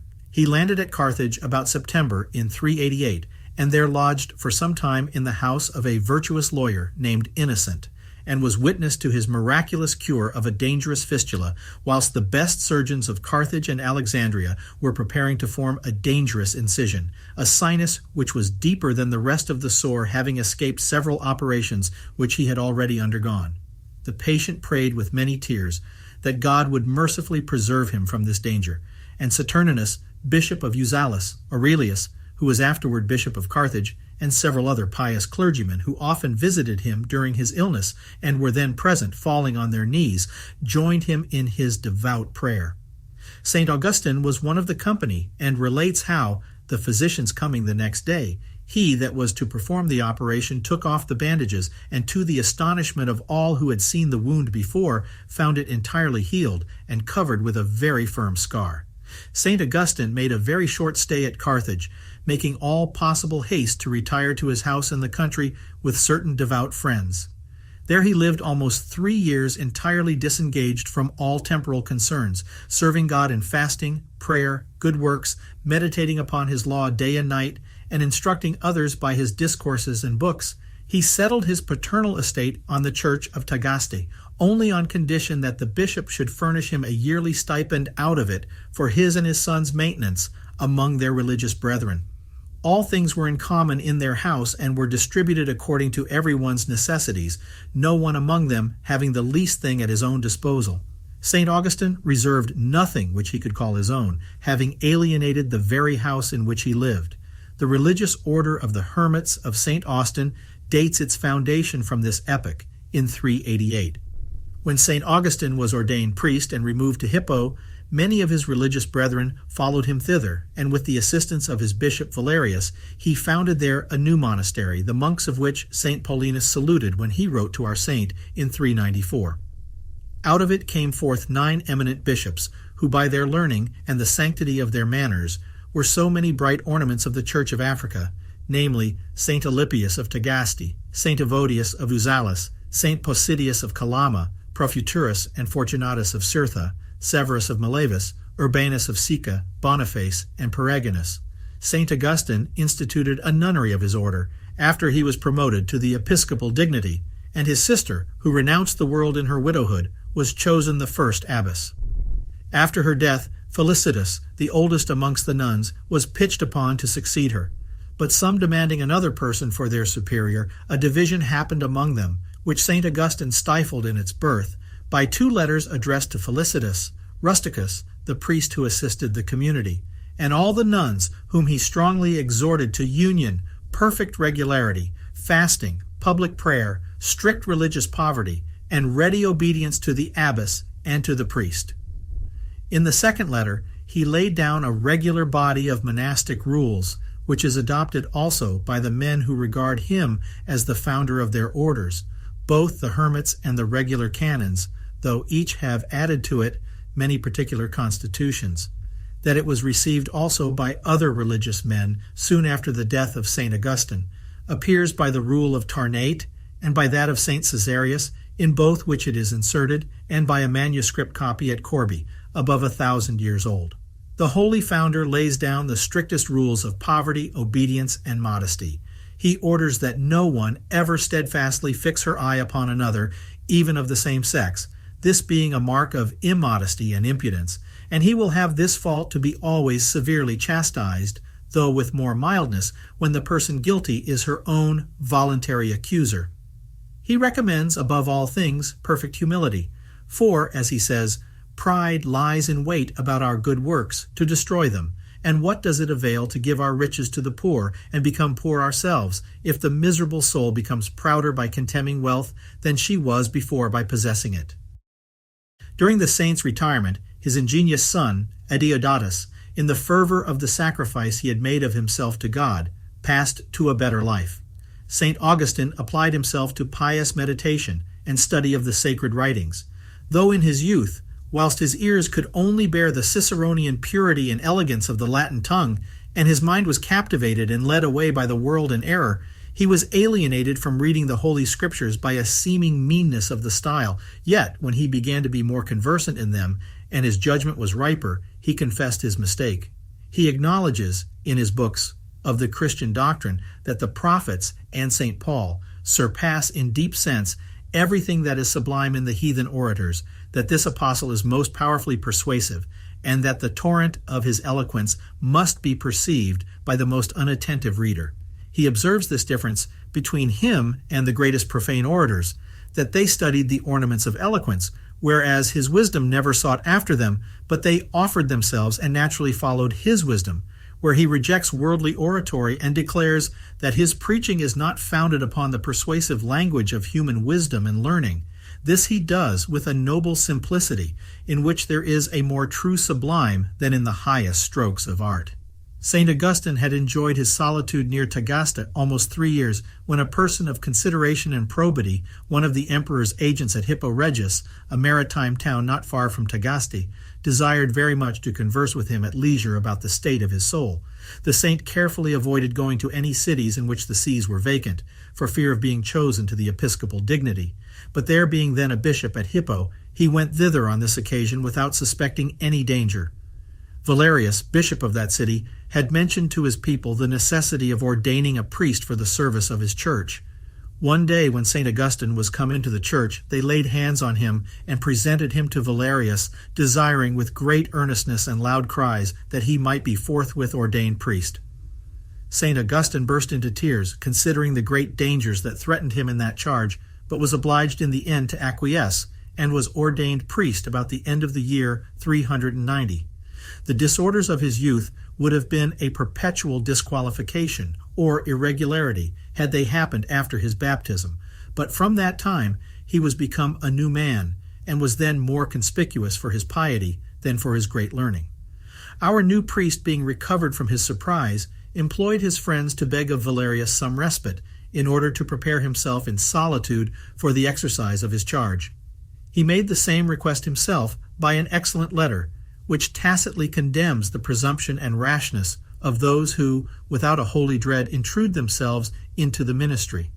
He puts his bishop in mind that there is nothing in the world more easy or agreeable than the office of a bishop, priest, or deacon, if it be performed in a slight, careless, and complying manner, but nothing is more miserable in itself, or more criminal and unjust in the sight of God. On the other side, nothing in this life is more difficult, laborious, or dangerous than this office, but nothing more blessed in the sight of God, if it be discharged in the manner our great leader commandeth. He says that though Ho was formerly persuaded of this truth, he now felt it much more than he had imagined at a distance, and he feared that the Lord had called him into a tempestuous sea to correct him and to chastise his sins. "O my father Valerius," said he, "do you command me then to perish? Where is your charity? Do you love me? Do you love your church? I am sure you love both me and your church. Many things are wanting to me for the discharge of this employment, which are not to be attained, but as our Lord directs us by asking, seeking, and knocking, that is, by praying, reading, and weeping." Valerius seems to have granted him this respite till the following Easter, for his first sermons coincide with that time. This prelate, who was a Grecian, and had, moreover, an impediment in speaking, appointed St. Augustine to preach to the people in his own presence, as was customary for his bishops to do in the East, but till that time was unusual in the West. However, Valerius continued to preach, sometimes himself. Augustine, desiring to live still in a monastery, Valerius gave him his own gardens, which were contiguous to the church, where the citizens built him a house for his monks. This is not to be confounded with the regular community of clerks, which, after he was bishop, he established in his episcopal palace. Knowing that the instruction of the flock was the principal duty of the pastoral charge, he from that time never interrupted the course of his sermons till his death. We have near 400 extant, though several were not written by him, but copied by others as he delivered them. They are not regular orations, composed of all their parts, but familiar discourses spoken without much preparation. In them he barely proposes the truth with agreeable expressions, and impresses it with some smart thoughts. This kind of eloquence is much inferior to that of the Greek fathers of the same age, but it agreed with the genius of his hearers, who received such discourses with great acclamations and applause, and were frequently moved by them to tears. St. Augustine perfectly understood all the essential rules of eloquence. Instructing sacred orators, he tells us that a discourse must be simple and natural, and art must not appear in it, and that, if it be too fine and elaborate, it puts the hearers upon their guard. He speaks very well of the necessity of being plain and familiar, though everything that is said should have a suitable dignity, especially when religion is the subject. He distinguishes 3 kinds of speaking submissively, in an humble, familiar way, mildly, in an engaging, soft, insinuating manner, to make people love the truth, and nobly, in a lofty, vehement strain, when we would captivate men and rescue them from the dominion of their passions. This sublime kind he would have rather full of the most pathetic emotions than florid or adorned with embellishments of speech. But a speaker who follows the impulse of his thoughts studies no beauties of elocution, though he naturally uses such as rise from the subject itself. Though the Latin tongue in his age was not of the Augustine standard, all impartial judges must allow that he had a great talent for persuasion. He writes with infinite penetration, is full of noble notions and sentiments, and expresses himself in a pathetic, insinuating manner. He knew the heart of man entirely well, and reasoned generally with great force. He indeed often in his moral discourses takes passages of the Scripture in an allegorical sense, which is always arbitrary, and rather serves for illustration than for proof, in which he followed Origen, the Therapetes, and latter Jews. On this account the discourses of St. Chrysostom and the comments of St. Jerome are, in general, more useful, as to the application of the sacred writings in the genuine literal sense. St. Augustine fell into allegorical interpretations by example, and for the opportunity of introducing such moral instructions as he judged most necessary for his people. As for certain fashionable defects of eloquence in his time, this great man was sensible of them, but, having higher views than the common rules of rhetoric, he conformed himself to the prevailing taste of the age he lived in, that he might the better insinuate the truths of religion into the minds of the people by engaging them to hear the word of God with pleasure. And in his discourses, though popular, he is always sublime. Fenelon mentions two instances to show the wonderful influence which his pathetic eloquence had upon the minds of the people, an influence which appears more wonderful than Cicero's victory over the determined resolution and indignation of Caesar, and which the most florid discourses would never have had, how much soever they had pleased the ears and excited the applause and admiration of his audience. The first is related by the saint himself in a letter to his friend Alypius. The custom of celebrating the agapi, or love feasts, in the churches themselves or in the cemeteries, upon the graves of the martyrs or others, and this often with intemperance, was an abuse which St. Augustine, by a strenuous letter, exhorted Aurelius, Archbishop of Carthage, to procure to be extirpated by an order of a council. The people at Hippo would not be restrained from these riotous rejoicings on festivals, which they pretended to justify by the authority of their ancestors. St. Augustine, who was then priest at Hippo, read to them the most vehement threats and reproaches of the prophets. Then he earnestly besought his hearers, by the ignominies and sorrows, by the cross, by the blood of Christ, not to destroy themselves, to have pity on him who spoke to them with so much affection, and to show some regard to their venerable old bishop, who, out of tenderness for them, had commanded him to instruct them in the truth. I did not make them weep, says he, by first weeping over them, but while I preached, their tears prevented mine. I own that then I could not restrain myself. After we had wept together, I began to entertain great hopes of their amendment. He had the satisfaction of seeing his people reform from that very day. The other example is still more remarkable, and the account of it we have also from the saint. It was a barbarous custom at Caesarea in Mauritania, now called Ténès, a town subject to the Dey of Algiers, for relations, brothers, fathers, and sons, being divided into two parties, to fight publicly with throwing stones at one another for several days at a certain time of the year. This combat was a spectacle with which the people were extremely delighted, and to draw them from it was judged a very difficult enterprise. According to the utmost of my abilities, says St. Augustine, I used the most pathetic expressions to extirpate such a cruel, inveterate custom from their minds and manners. I thought I had done nothing, while I only heard their acclamations and raised their delight and admiration. They were not persuaded, so long as they could amuse themselves with giving applause to the discourse which they heard. But their tears gave me some hopes and declared that their minds were changed. When I saw them weep, I believed this horrible custom would be abolished. It is now 8 years ago and upwards, and by the grace of God they have been restrained from attempting any such practice. In the sermons which fill the 5th tome of his works, this father inculcates chiefly assiduous meditation on the last things. For if the Lord's day or last judgment may be at some distance, is thy day or death afar off? He enforces the necessity of doing penance, for sin must be punished either by the penitent sinner or by God, his avenging judge. And God, who has promised pardon to the penitent sinner, has nowhere promised him who delays his conversion a tomorrow to do penance in. He frequently speaks of the obligation and advantages of almsdeeds, and takes notice that the neglect of this precept is the cause of the damnation of the greatest number that perish, seeing Christ mentions only this crime in the sentence both of the elect and the reprobate at the last day. He often mentions purgatory, and strongly recommends prayer and sacrifices for the repose of the faithful departed. He speaks of holy images of St. Stephen, of Christ and Saints Peter and Paul, of Abraham sacrificing his son, also of the respect due to the sign of the cross.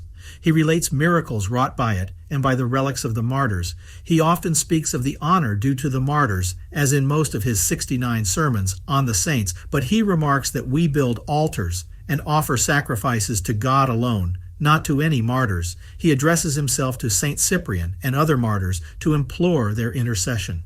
All the martyrs, says he, that are with Christ intercede for us. Their prayers never cease, so long as we continue our sighs. St. Augustine preached always in Latin, though among the peasants of the country, in certain parts of his diocese, some understood only the Punic tongue, whom he found it difficult to furnish with priests. To his sermons may also be reduced the greatest part of his comments on the Holy Scripture.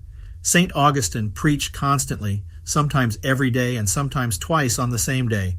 He did not desist even when he was so weak as to be scarce able to speak, but he seemed to gather strength in preaching, and his ardor for the salvation of souls made him forget the pains of sickness.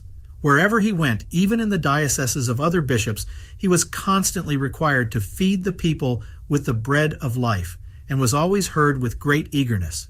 His sermons were received with universal applause, and, according to the custom of that age, with clappings and acclamations. Out what alone gave him pleasure was the wonderful fruit which they never failed to produce. Posidonius mentions, among other instances of extraordinary conversion, that the holy doctor, by making a sudden digression from his subject to speak against the Manichaean heresy, upon one Firmus, a famous, rich, and zealous patron of that sect, coming into the church, he gained him upon the spot to Christ. After the sermon, Firmus came and cast himself at the saint's feet, and bathed in tears, confessed his errors. He was afterward advanced to the priesthood. Valerius, finding himself sinking under the weight of his years and infirmities, and fearing lest his church should be deprived of Augustine by some other city demanding him for their bishop, procured privately the consent of St. Aurelius, Archbishop of Carthage, and the approbation of his own people, and the neighboring prelates of his province of Numidia, to make him his coadjutor in the bishopric. St. Augustine strenuously opposed the project, but was compelled to acquiesce in the will of heaven, and was consecrated in December 395, having in November entered into the 42nd year of his age. Valerius died the year following. St. Augustine, in this new dignity, was obliged to live in the episcopal house, both on account of hospitality and for the exercise of his functions, but he engaged all the priests, deacons, and subdeacons that lived with him to renounce all property and to engage themselves to embrace the rule he established there, nor did he admit any to holy orders who did not bind themselves to the same manner of life. Herein he was imitated by several other bishops, and this was the original of regular canons, in imitation of the apostles. Posidonius tells us that the saint's clothes and furniture were modest, but decent, not slovenly. No silver was used in his house except spoons. His dishes were of earth, wood, or marble. He exercised hospitality, but his table was frugal. Besides herbs and pulse, some flesh was served up for strangers and the sick, nor was wine wanting, but a quantity was regulated which no guest was ever allowed to exceed. At table, he loved rather reading or literary conferences than secular conversation, and to warn his guests to shun detraction, he had the following distich written upon his table. This board allows no vile detractor place, whose tongue shall charge the absent with disgrace. If any fell into that vice in his presence, he warned them of it, without distinction of persons, and to show his dislike, suddenly rose, and withdrew into his chamber, as Posidonius had seen him frequently do. All his clerks who lived with him ate at the same table, and were clothed out of the common stock with himself. He suffered no woman ever to converse in his house, not even his sister, who was superior of a nunnery, nor his 2 nieces, who served God with her. He said that though no sinister suspicion could arise from the conversation of a sister or niece, yet they would be sometimes attended or visited by others of their sex. He never would speak to any woman without having some of his clerks by, and being in sight of them, though the business were never so secret. He committed to overseers among his clergy the entire care of his temporals, and took their accounts at the end of the year. To shun whatever might distract his mind, he entrusted to the management of others the building of the hospitals or churches which he erected.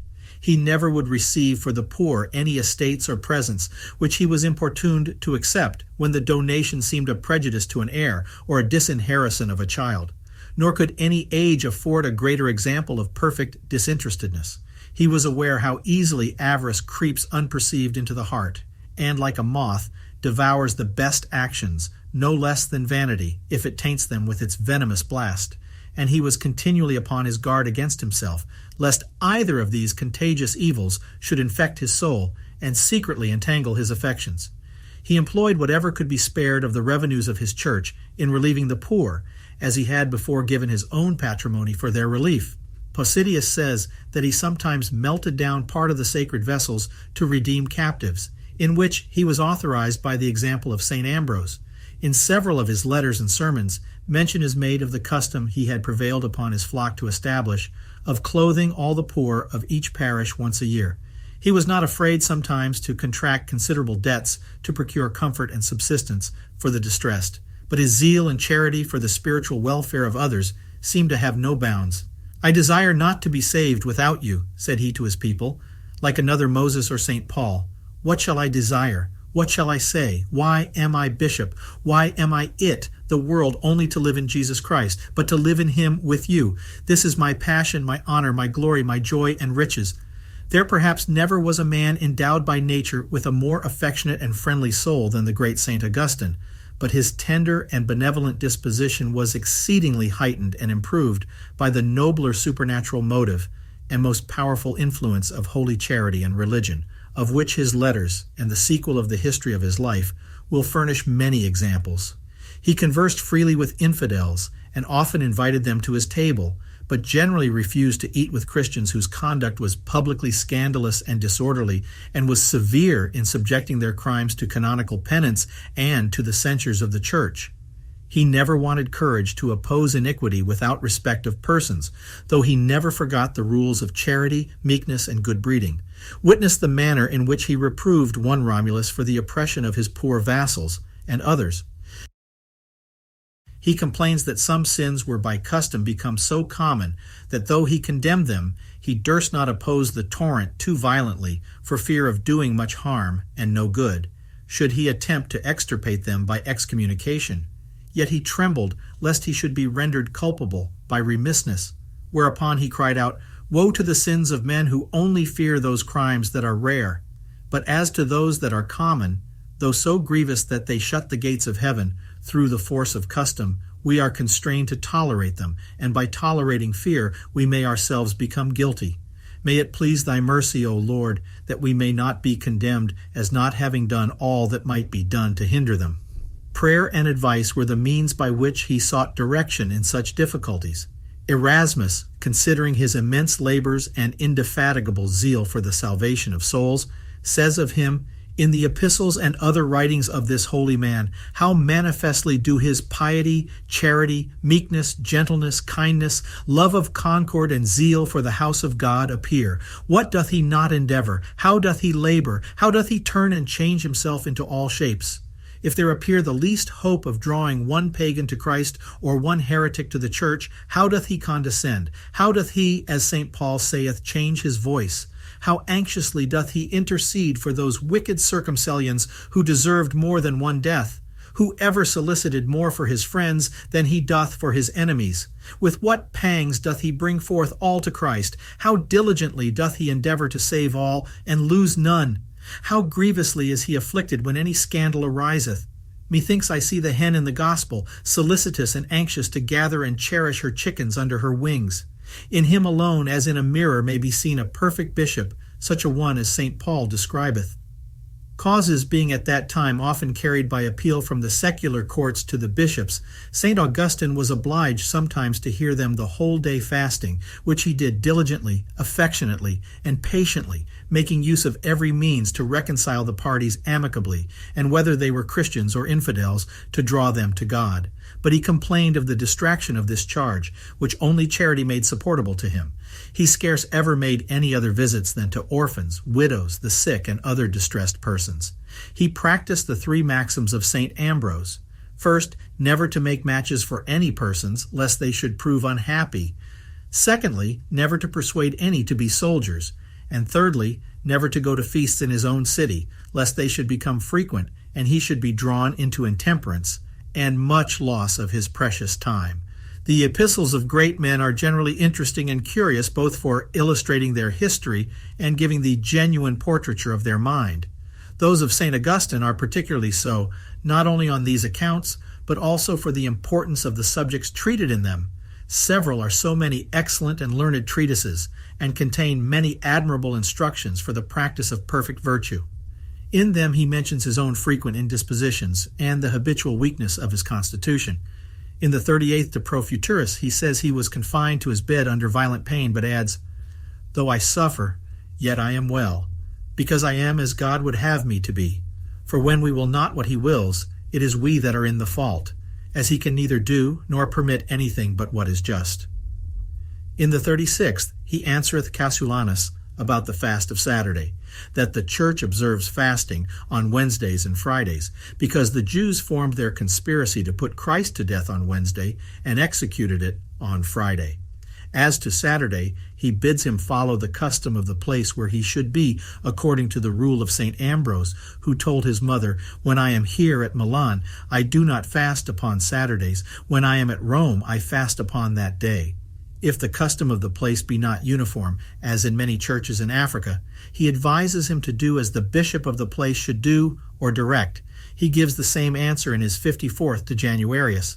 He says in the same that they do well who communicate daily, provided it be done worthily, and with the humility of Zacchaeus when he received Christ under his roof, but that they are also to be commended who sometimes imitate the humble centurion and set apart only Sundays and Saturdays, or certain other days, for communicating, in order to do it with greater devotion. He lays down this principle that a custom universally received in the Church must be looked upon as settled by the apostles or by general council, as the annual celebrations of Easter, Pentecost, the Ascension, and Passion of Christ. He says that though the faithful at first communicated after supper, the apostles afterward ordained that out of reverence to so great a sacrament, all should communicate fasting.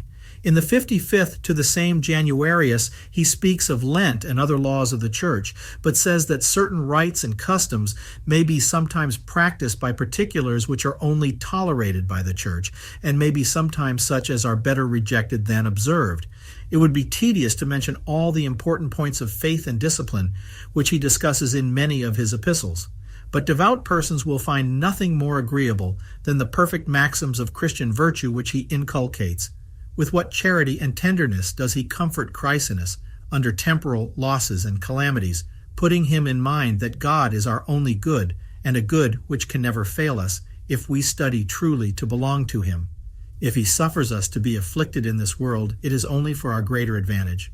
He explains the duties of a wife towards her husband in his letter to Ecdysia, showing her that she was obliged to condescend and conform herself to the humor of her morose husband, not only in duties which she essentially owed him, but also in things indifferent, that she ought not to wear black clothes, seeing this gave him offense.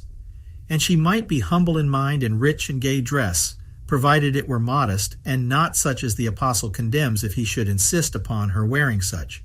He tells her she ought in all things reasonable to agree with her husband as to the manner of educating their son, and rather leave to him the chief care of it when he required it. He severely chides her for having given goods and money to the poor without his tacit consent, and obliges her to ask his pardon for it, whether his unwillingness to allow her extraordinary charities proceeded from a just and prudent care to provide for their son, or from any imperfect motive. He exhorts her to gain him by meekness and charity, and to endeavor by all means to reclaim him from his adulteries and other vices, especially by praying for him.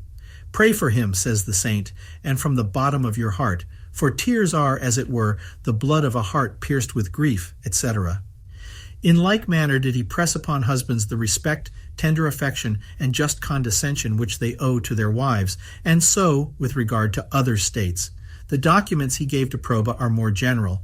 Proba Falconia, the widow of Probus, who had been prefect of the Praetorium and consul in 371, withdrew into Africa with her mother-in-law, Juliana, and her daughter Demetrius, after Alaric the Goth had plundered Rome. This holy widow, being sensible that assiduous prayer was her chief duty, desired St. Augustine to send her some instructions in writing about the manner how she ought to pray. The saint told her she must learn to despise the world and its pleasures, and sigh after the true happiness of divine grace and charity, which is to be the principal object of all our prayers.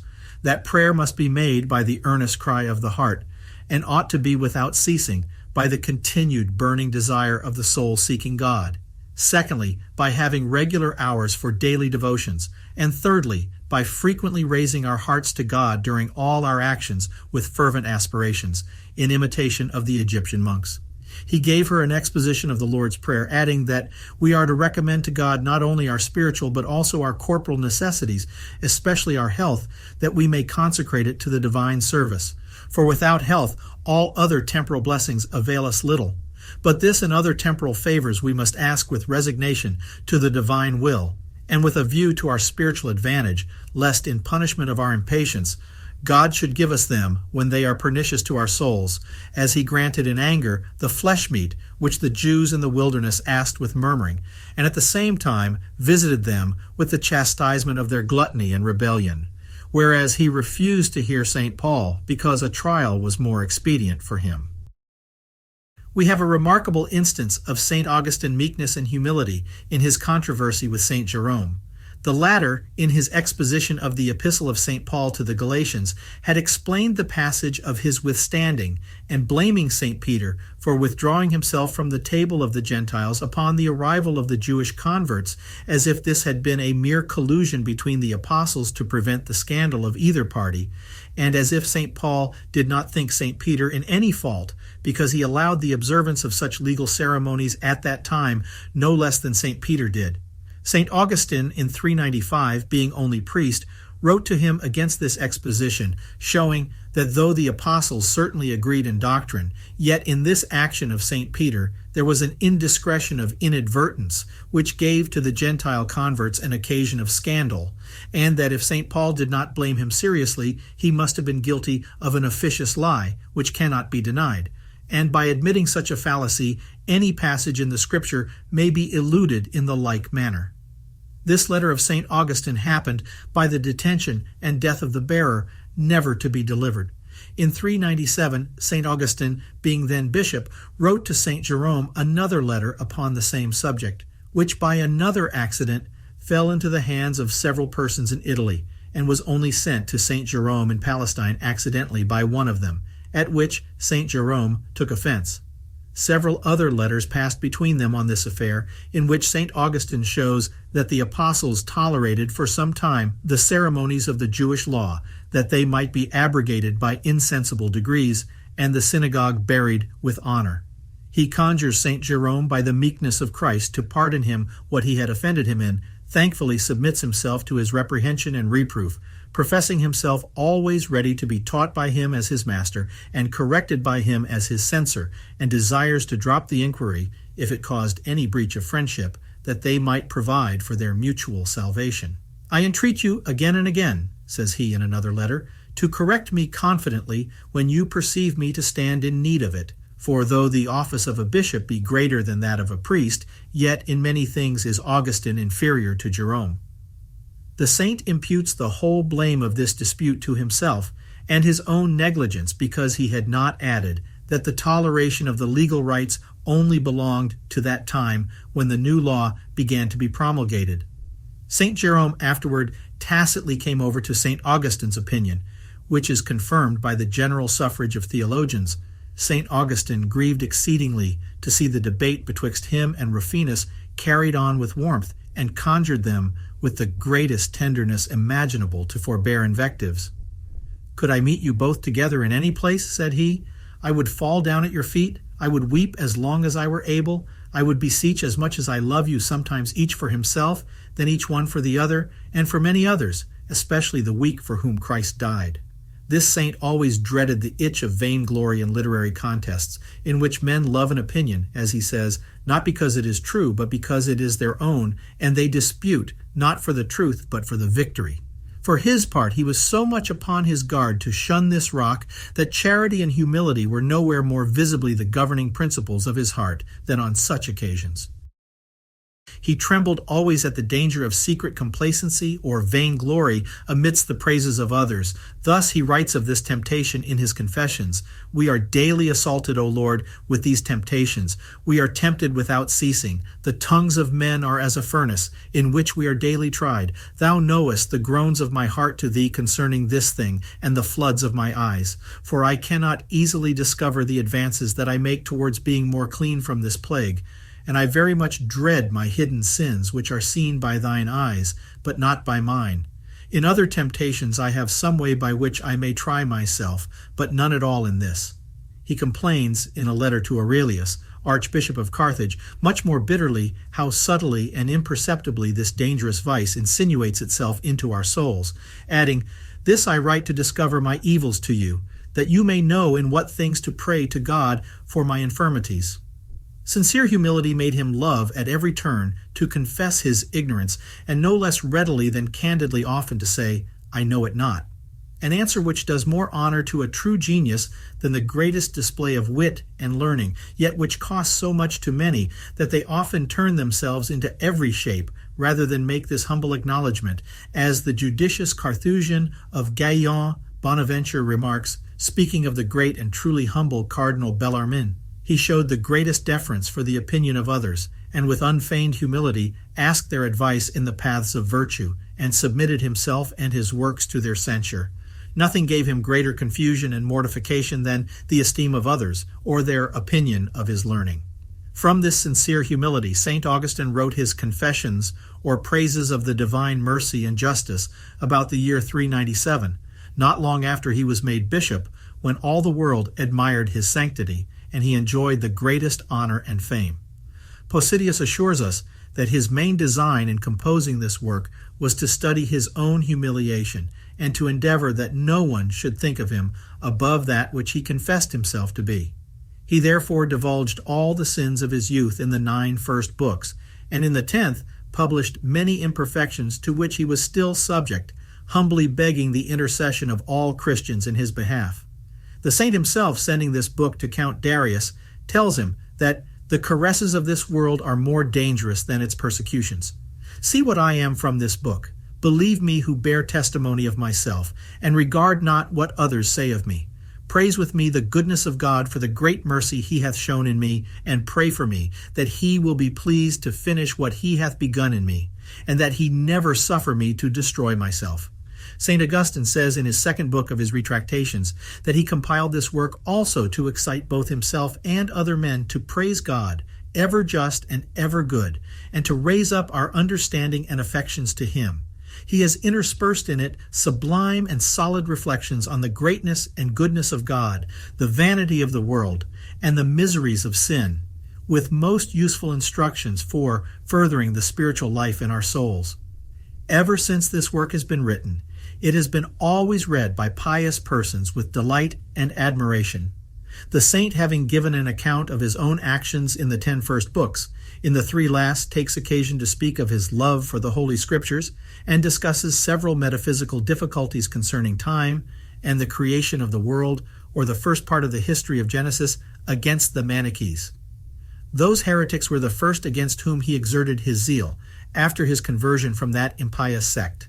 When he was made priest at Hippo, he grieved to see that great numbers in that city were infected with this pestilential heresy, and he challenged Fortunatus, their priest, to a conference. This was accepted, and it lasted 2 days. One dispute turned principally, or the origin of evil, which St. Augustine proved to be derived from the free will of the creature, which article of free will he demonstrates, because without it neither law nor punishment could be just. Fortunatus, who, as Bosobre observes, was a very learned and able disputant, was so pressed as to have nothing to say, but that he would confer with the heads of his sect. Out of shame he withdrew from Hippo very soon after, and his flight gave occasion to the conversion of a great part of his deluded flock. Faustus, a native of Milan and bishop of the Manichaeans in Africa, was the idol of his sect in that country, and by his eloquence, his affected modesty, courtesy, and agreeable winning behavior perverted many. He boasted that he had forsaken all things to obey the gospel, whereas he had been master of nothing in the world to renounce, and led a voluptuous soft life, sleeping on the finest feather beds, and living in plenty and delights. About the year 390, he published a book against the Catholic faith, full of blasphemies against the Mosaic law and the prophets, and against the mystery of the Incarnation. Bosobre admires the elegance of his style, which is lively, clear, concise, and smooth, superior in purity of the Latin tongue to most productions of that age, and the author shows great address in palliating the defects of his sect and in giving an ingenious turn to his sophistical arguments. St. Augustine answered him in 23 books, about the year 400, and triumphed over him not only by the strength of truth and the goodness of his cause, but also by an infinitely greater extent of learning. He has preserved us the text of his adversary, which he confutes. In 404, a Manichae of the number of the elect, called Felix, came to Hippo, in order to re-establish his sect in that city and country, which, by the zeal of St. Austin, seemed no longer able to raise its head. He had been at Hippo from the month of August, when he agreed to hold a public disputation with St. Augustine in the church in December. The conference of the first day is lost, but those of the second and third, held on the 7th and 12th of December, are extant. Felix was not so learned as Fortunatus, whom St. Augustine had formerly confuted, as Erasmus observes, but he had more cunning. The issue of this disputation was that Felix closed it by publicly professing upon the spot the Catholic faith and anathematizing Mainz and his blasphemies.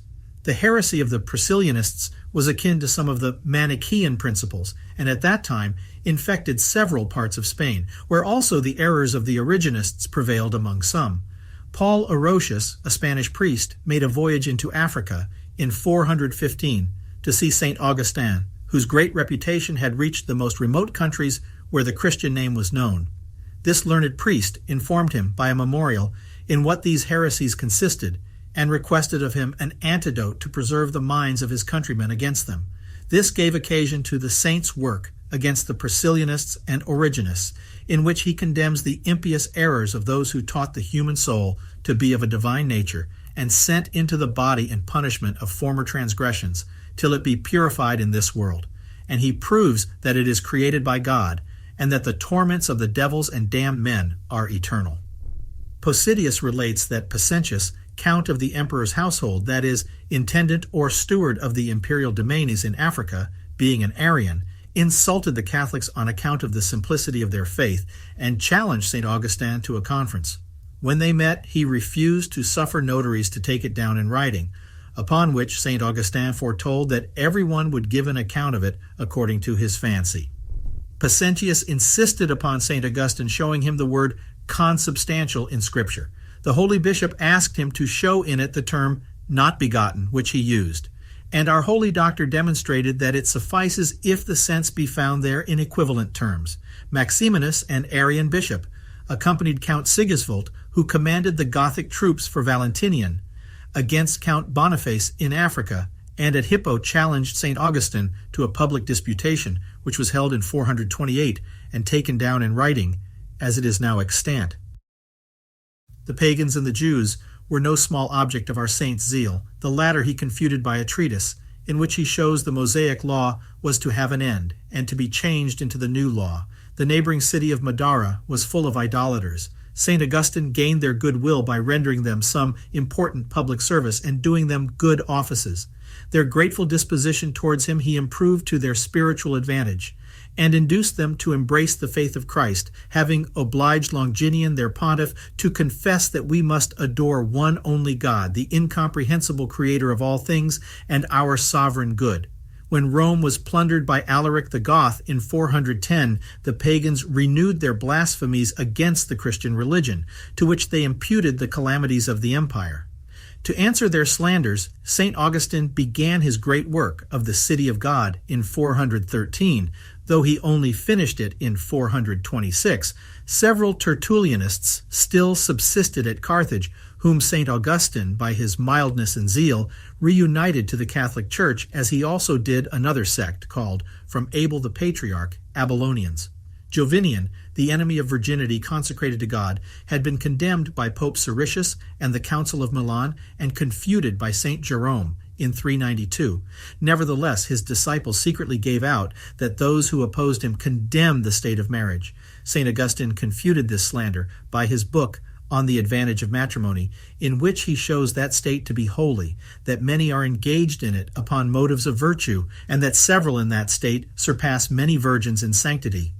He published about the same time his book on holy virginity, against the error of that heresiarch, proving this state to be in itself the more perfect, if it be embraced for the sake of God, and if it be accompanied with humility, and according to its obligation, with a most fervent consecration of the heart to the love of God.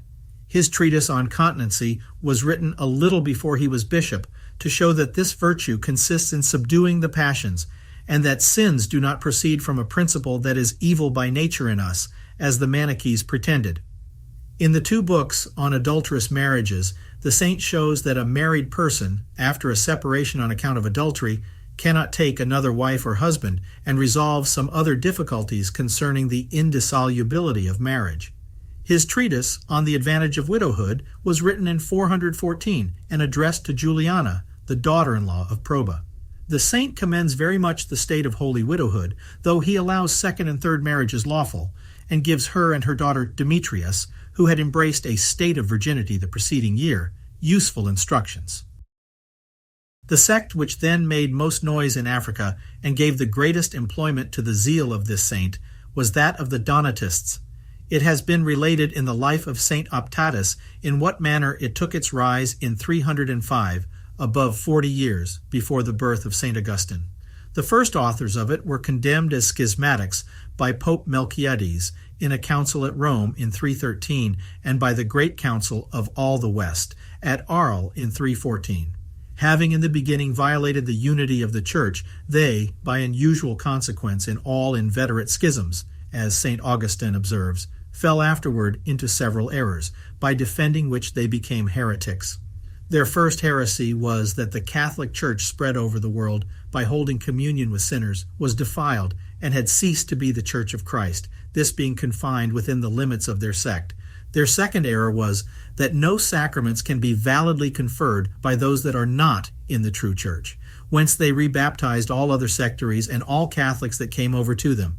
Constantine the Great passed severe laws against them at Milan in 316 and banished some of their ringleaders. Valentinian I, Gratian, and Theodosius the Great published new laws against them, and they were divided into so many different sects in Mauritania and Numidia that they themselves did not know their number. The chief among these were the Urbanists, who sprung up in a corner of Numidia, and at Carthage the Claudianists, the Maximianists, and Primianists. For Primianus, who in 391 had succeeded Parmenianus in the schismatical see at Carthage for receiving the Claudianists into communion, was condemned by a party which raised Maximianus to that doubly schismatical dignity. Yet Primianus always kept possession of Carthage, though Maximianus was acknowledged by a great number of the provinces. The Rogatists in Mauritania Caesariensis were so called from Rogatus, the author of their separation. Each of these sects believed that they alone had the true baptism and were the true church. The Donatists were exceeding numerous in Africa and obstinate to a degree of madness. They reckoned above 500 bishops of their sect. At Hippo the number of Catholics was very small, and the Donatists bore so uncontrollable a sway there that a little before St. Austin came hither, Faustinus their bishop had forbidden any bread to be baked in that city for the use of Catholics, and was obeyed even by servants who lived in Catholic families. The holy doctor arriving whilst matters were in this situation, set himself to oppose the reigning heresy, both in public and in private, in the churches and in houses, by his words and writings. Posidius tells us that far the greatest part of Christians in Africa were at that time infected with the errors of the Donatists, and they carried their fury to the greatest excesses, murdering many Catholics and committing all acts of violence. By the learning and indefatigable zeal of St. Augustine, supported by the sanctity of his life, the Catholics began to gain ground exceedingly, at which the Donatists were so much exasperated that some enthusiasts among them preached publicly that to kill him would be doing a thing of the greatest service to their religion and highly meritorious before God, and troops of circumcellions made several attempts to do it when he made the visitation of his diocese. One day he only escaped them by his guide having missed his way, for which preservation he gave public thanks to God.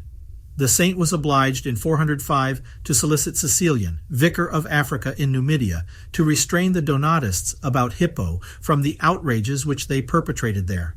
In the same year the Emperor Honorius published new severe laws against them, condemning them to heavy fines and other penalties. St. Augustine at first disapproved such a persecution, though he afterward changed his opinion when he saw the sincere conversion of many who, being moved by the terror of these laws, had, by examining the truth, opened their eyes to discover and heartily embrace it, and by the exemplarity of their lives and the fervor with which they gave thanks to God for their conversion exceedingly edified the Church. And he observes that their open seditions and acts of violence distinguished them from the Arians and other heretics, and required several remedies. Nevertheless, he only employed the arms of mildness and charity against them. He even interceded for and obtained a remission of a fine or mulct, to which Crispin, a Donatist bishop, had been condemned, not only for heresy, but also for having formed a conspiracy against the life of Posidius, bishop of Calama, and did the like for others. He earnestly exhorted the Catholics to labor for their conversion by fasting, singing, and praying to God for them, and by inviting them to the truth with tenderness and sincere charity, not with contentious wrangling. In 407, Honorius commissioned lawyers under the title of Defensors of the Church to prosecute the Donatists according to the laws. This name was before in use and is mentioned in the Council of Carthage in 349 and in succeeding ages to signify a person appointed, generally by the bishop, to protect widows, orphans, and others from oppression.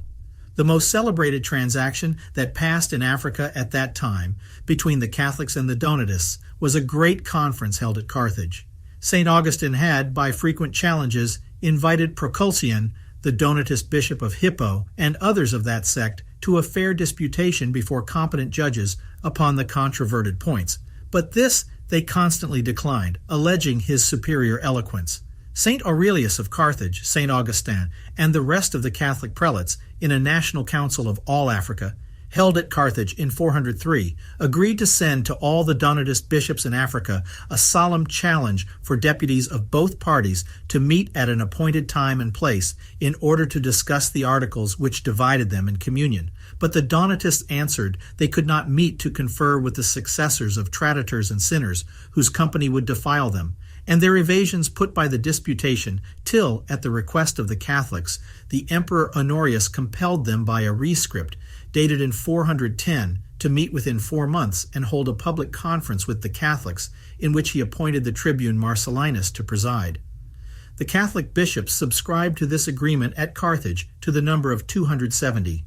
Marcellinus ordered 7 bishops to be chosen on each side for the disputants, and 4 notaries on each side to take down the acts in writing, with 4 bishops to superintend and observe them, and 7 other bishops for the council of the disputants.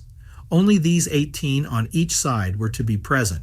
However, the Donatists, at their request, were all allowed to appear at the beginning of the conferences, but no more than 18 Catholic bishops, the rest spending this time in retirement, prayer, fasting, and alms deeds to implore the divine blessing. The 7 Catholic disputants were Aurelius, Alypius, Austin, Vincentius, Fortunatus, Fortunatianus, and Posidius. The Donatist disputants were Premianus of Carthage, Petilianus of Cirtha, Emeritus of Algiers, Protasius, Fontanus, Gaudentius, and Adeodatus of Milevis. The tribune Marcellinus was attended by 20 officers. The conference was opened on the 1st of June, 411, and was continued during 3 days.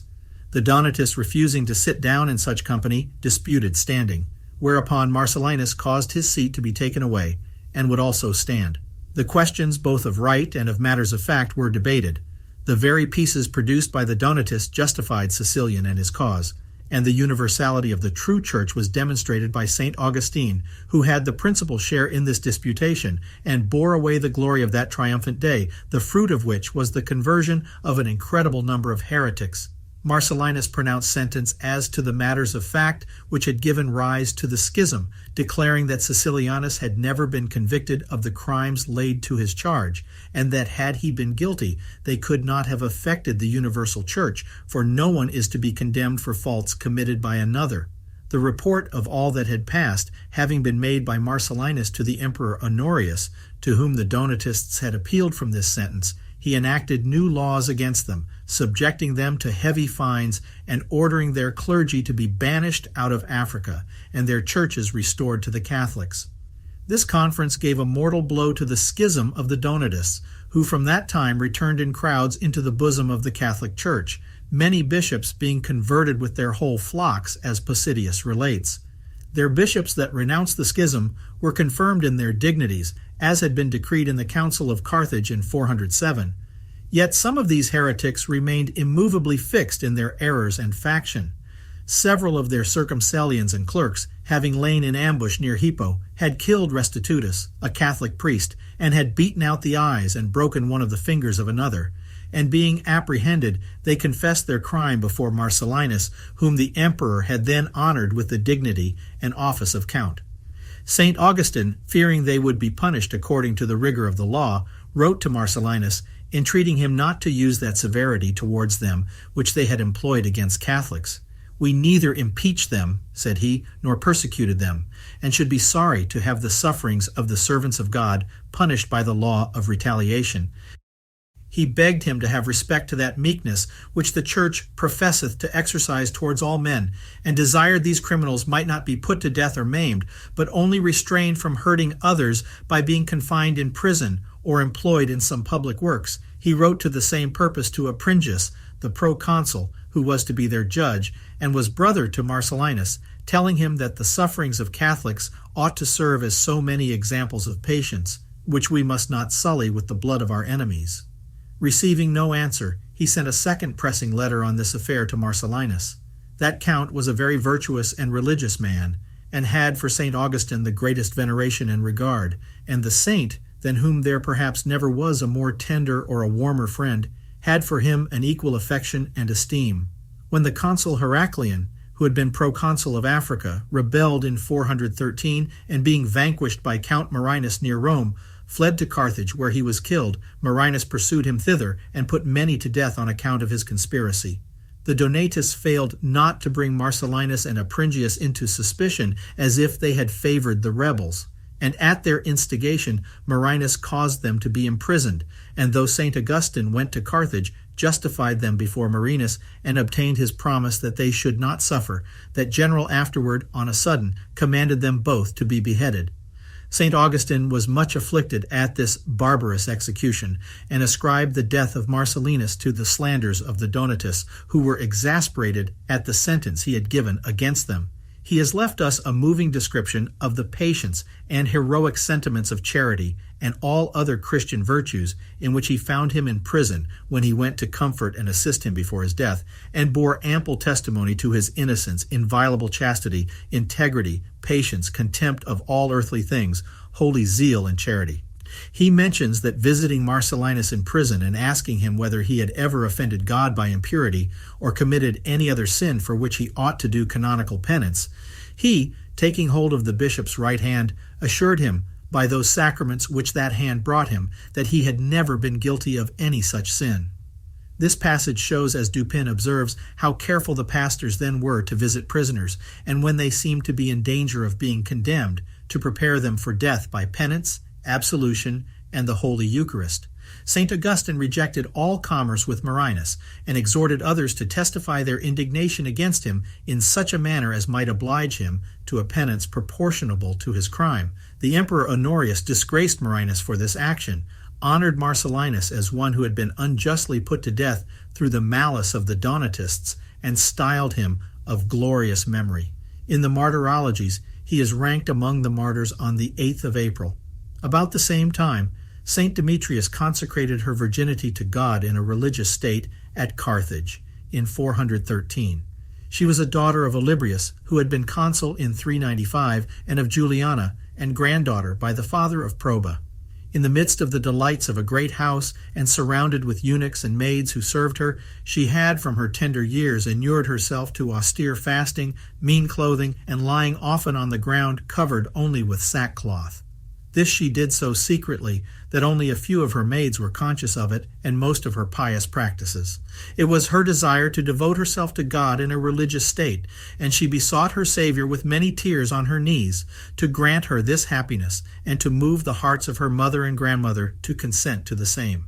An honorable marriage with a rich Roman nobleman was agreed to by her friends, and the nuptial chamber was preparing, when she one morning, encouraging herself by the example of St. Agnes, clothed in an ordinary tunic and gown, having laid aside her ornaments and jewels, went and threw herself at the feet of her grandmother Proba, but could express herself only by her tears. Proba and Juliana were extremely surprised, but when they understood her request, they raised her up, and pressing her tenderly in their arms, with great joy approved her pious resolution. They did not lessen her fortune, but bestowed that portion on the poor which they had designed for her husband. Demetrius received the veil from the hands of the Bishop of Carthage with the usual prayers and ceremonies. Several of her friends and slaves followed her example. St. Augustine's exhortations, whilst he was at Carthage during the conference, had very much contributed to confirm her in her good resolutions, and Proba and Juliana both wrote to acquaint him of her being professed, sending him at the same time a small present. St. Augustine returned them a letter of congratulation and thanks. They wrote likewise to St. Jerome, and earnestly prayed him to give their daughter some instructions for the conduct of her life, which he did by a long epistle, in which he treated of the chief duties of a Christian virgin, exhorting her particularly to work daily with her hands. Pelagius, who was then in Palestine, sent her also a very long letter, which is extant, and is one of his first writings, in which he began to discover the seeds of his heresy. Saints Augustine and Alypius wrote a joint letter to Julian in 417 to caution her daughter against the poison artfully concealed in the above-mentioned letter. Proba, Juliana, and Demetrius returned to Rome, where this holy virgin flourished in the time of St. Leo. Pelagius was by birth a Briton, as he is called by St. Augustine, St. Prosper, and Marius Mercator, and was a monk of Bangor in Wales, not in Ireland. He had a good genius, but was not solidly learned. His style is barren, flat, and dry. He traveled into Italy and lived a long time at Rome, where he gained a reputation for virtue, meeting with Rufinus the Syrian, a disciple of Theodorus and Mopsuestia, who came to Rome about the year 400. He learned from him the errors which he began from that time to propagate, though at first privately, against the necessity of divine grace. But he was careful to dissemble them at first, setting them forth by the mouths of his disciples to see in what manner they would be received.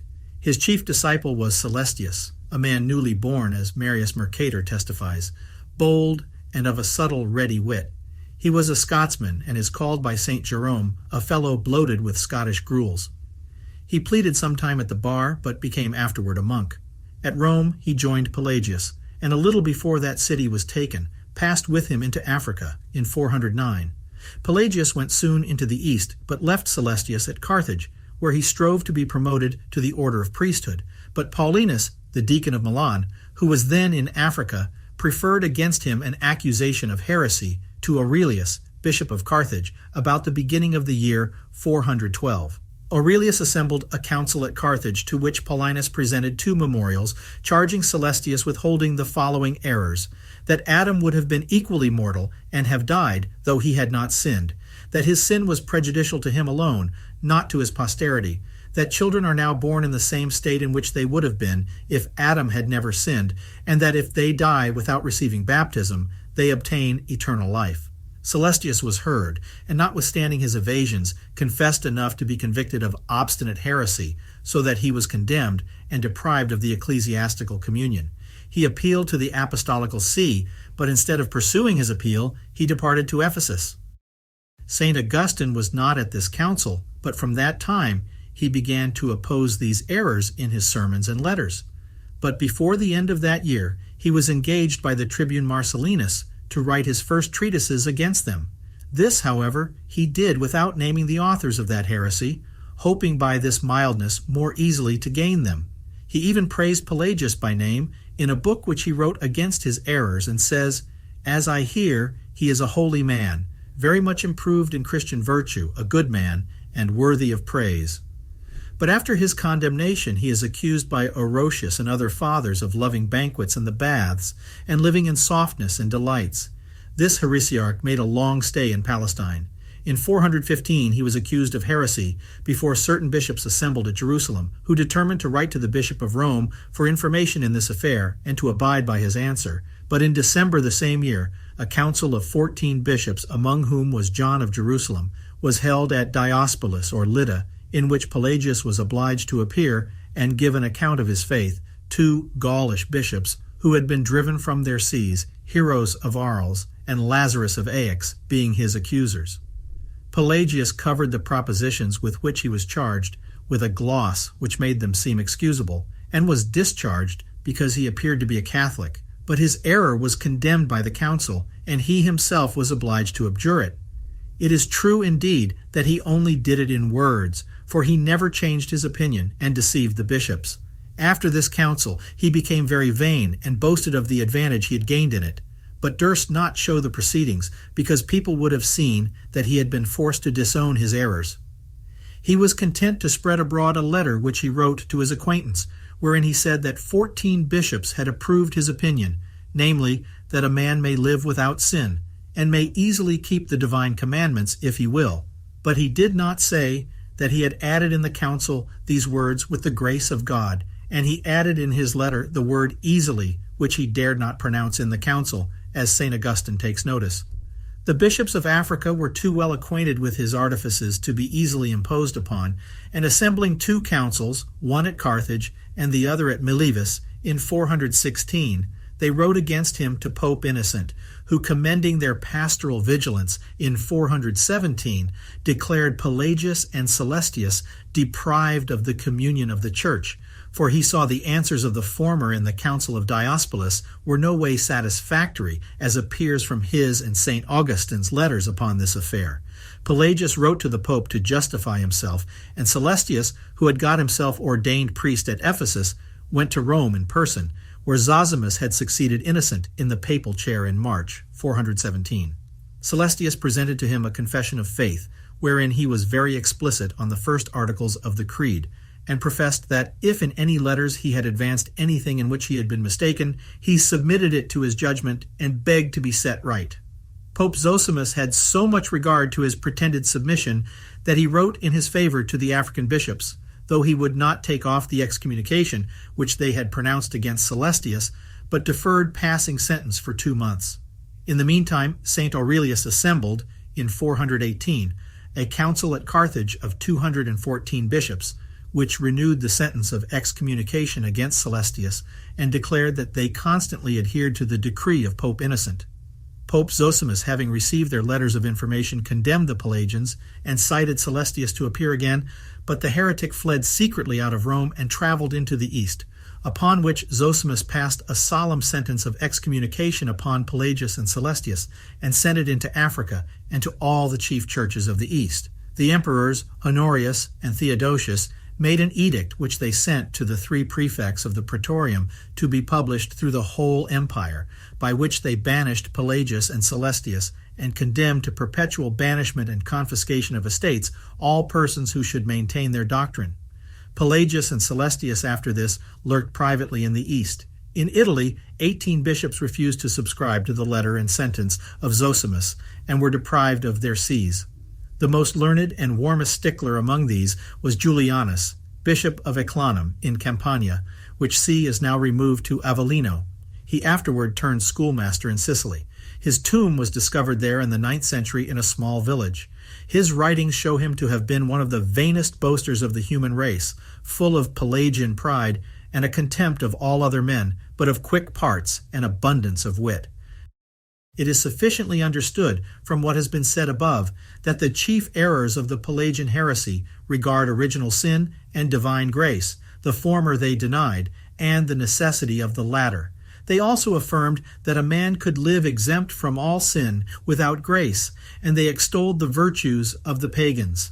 St. Augustine maintained the contrary truths of the Catholic faith with invincible force, and he proved from clear passages in Holy Scripture that all men are sinners and bound to pray for the pardon of sins. For without an extraordinary grace, such as was given to the Virgin Mary, saints offend by small transgressions of a faulty inadvertence, against which they watch and for which they live in constant compunction. He also proves that the virtues of heathens are often counterfeit, namely, when they are founded in or infected with motives of vainglory or other passions.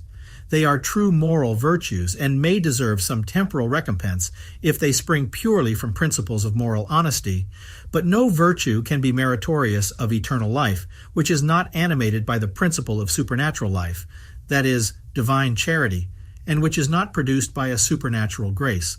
He teaches that the divine grace, obtained for us by Christ's redemption, works in us the consent of our will to all virtue, though not without our free concurrence, so that all the good that can be in us is to be attributed to the Creator, and no one can boast of his good works against another. But God cannot be the author of evil, which rises entirely from the malice and defect of rectitude in the free will of the creature, to whom nothing remains without the divine concurrence but the wretched power of depraving and corrupting itself, or at most of doing that from self-love, which ought to be done for God alone. It cannot without grace do any action of which God is the supernatural end, nor of which by consequence he will be the recompense. But the necessary grace is never wanting, but through our fall. Through the corruption of human nature by sin, pride being become the darling passion of our heart, men are born with a propensity to Pelagianism, or principles which flatter an opinion of our own strength, merit, and self-sufficiency. It is not therefore to be wondered that this heresy found many advocates. Next to that of Arianism, the Church never received a more dangerous assault. The wound which this monster caused would certainly have been much deeper had not God raised up this eminent doctor of his grace to be a bulwark for the defense of the truth. He was a trumpet to excite the zeal of the other pastors, and as it were, the soul of all their deliberations, counsels, and endeavors to extinguish the rising flame. To him is the Church indebted as to the chief instrument of God in overthrowing this heresy. From its ashes sprung semi-Pelagianism, the authors of which were certain priests, bishops, and monks in Gaul, at Lerins, and in other parts about Marseille.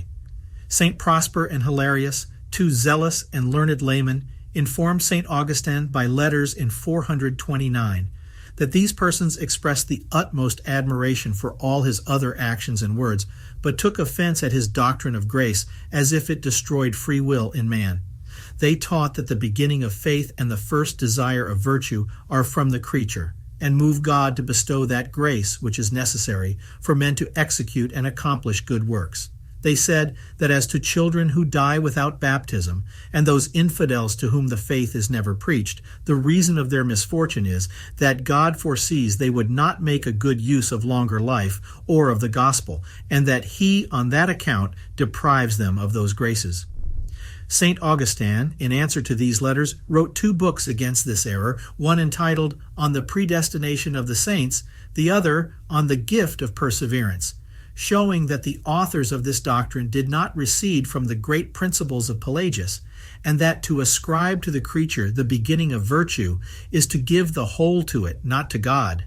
The saint treats the semi-Pelagians as brethren because they erred without obstinacy, and their error had not been yet condemned by any express definition of the Church. The principal persons who espoused it seem to have been Cassian at Marseille and certain monks of Lerins. Faustus, abbot of Lerins and afterward bishop of Rheims in 463, several of whose works are extant, carried this error to the greatest length. He died in 480. The semi-Pelagian heresy was condemned in the Second Council of Orange under St. Caesarius in 529, which was confirmed by Pope Boniface II in a letter to St. Caesarius.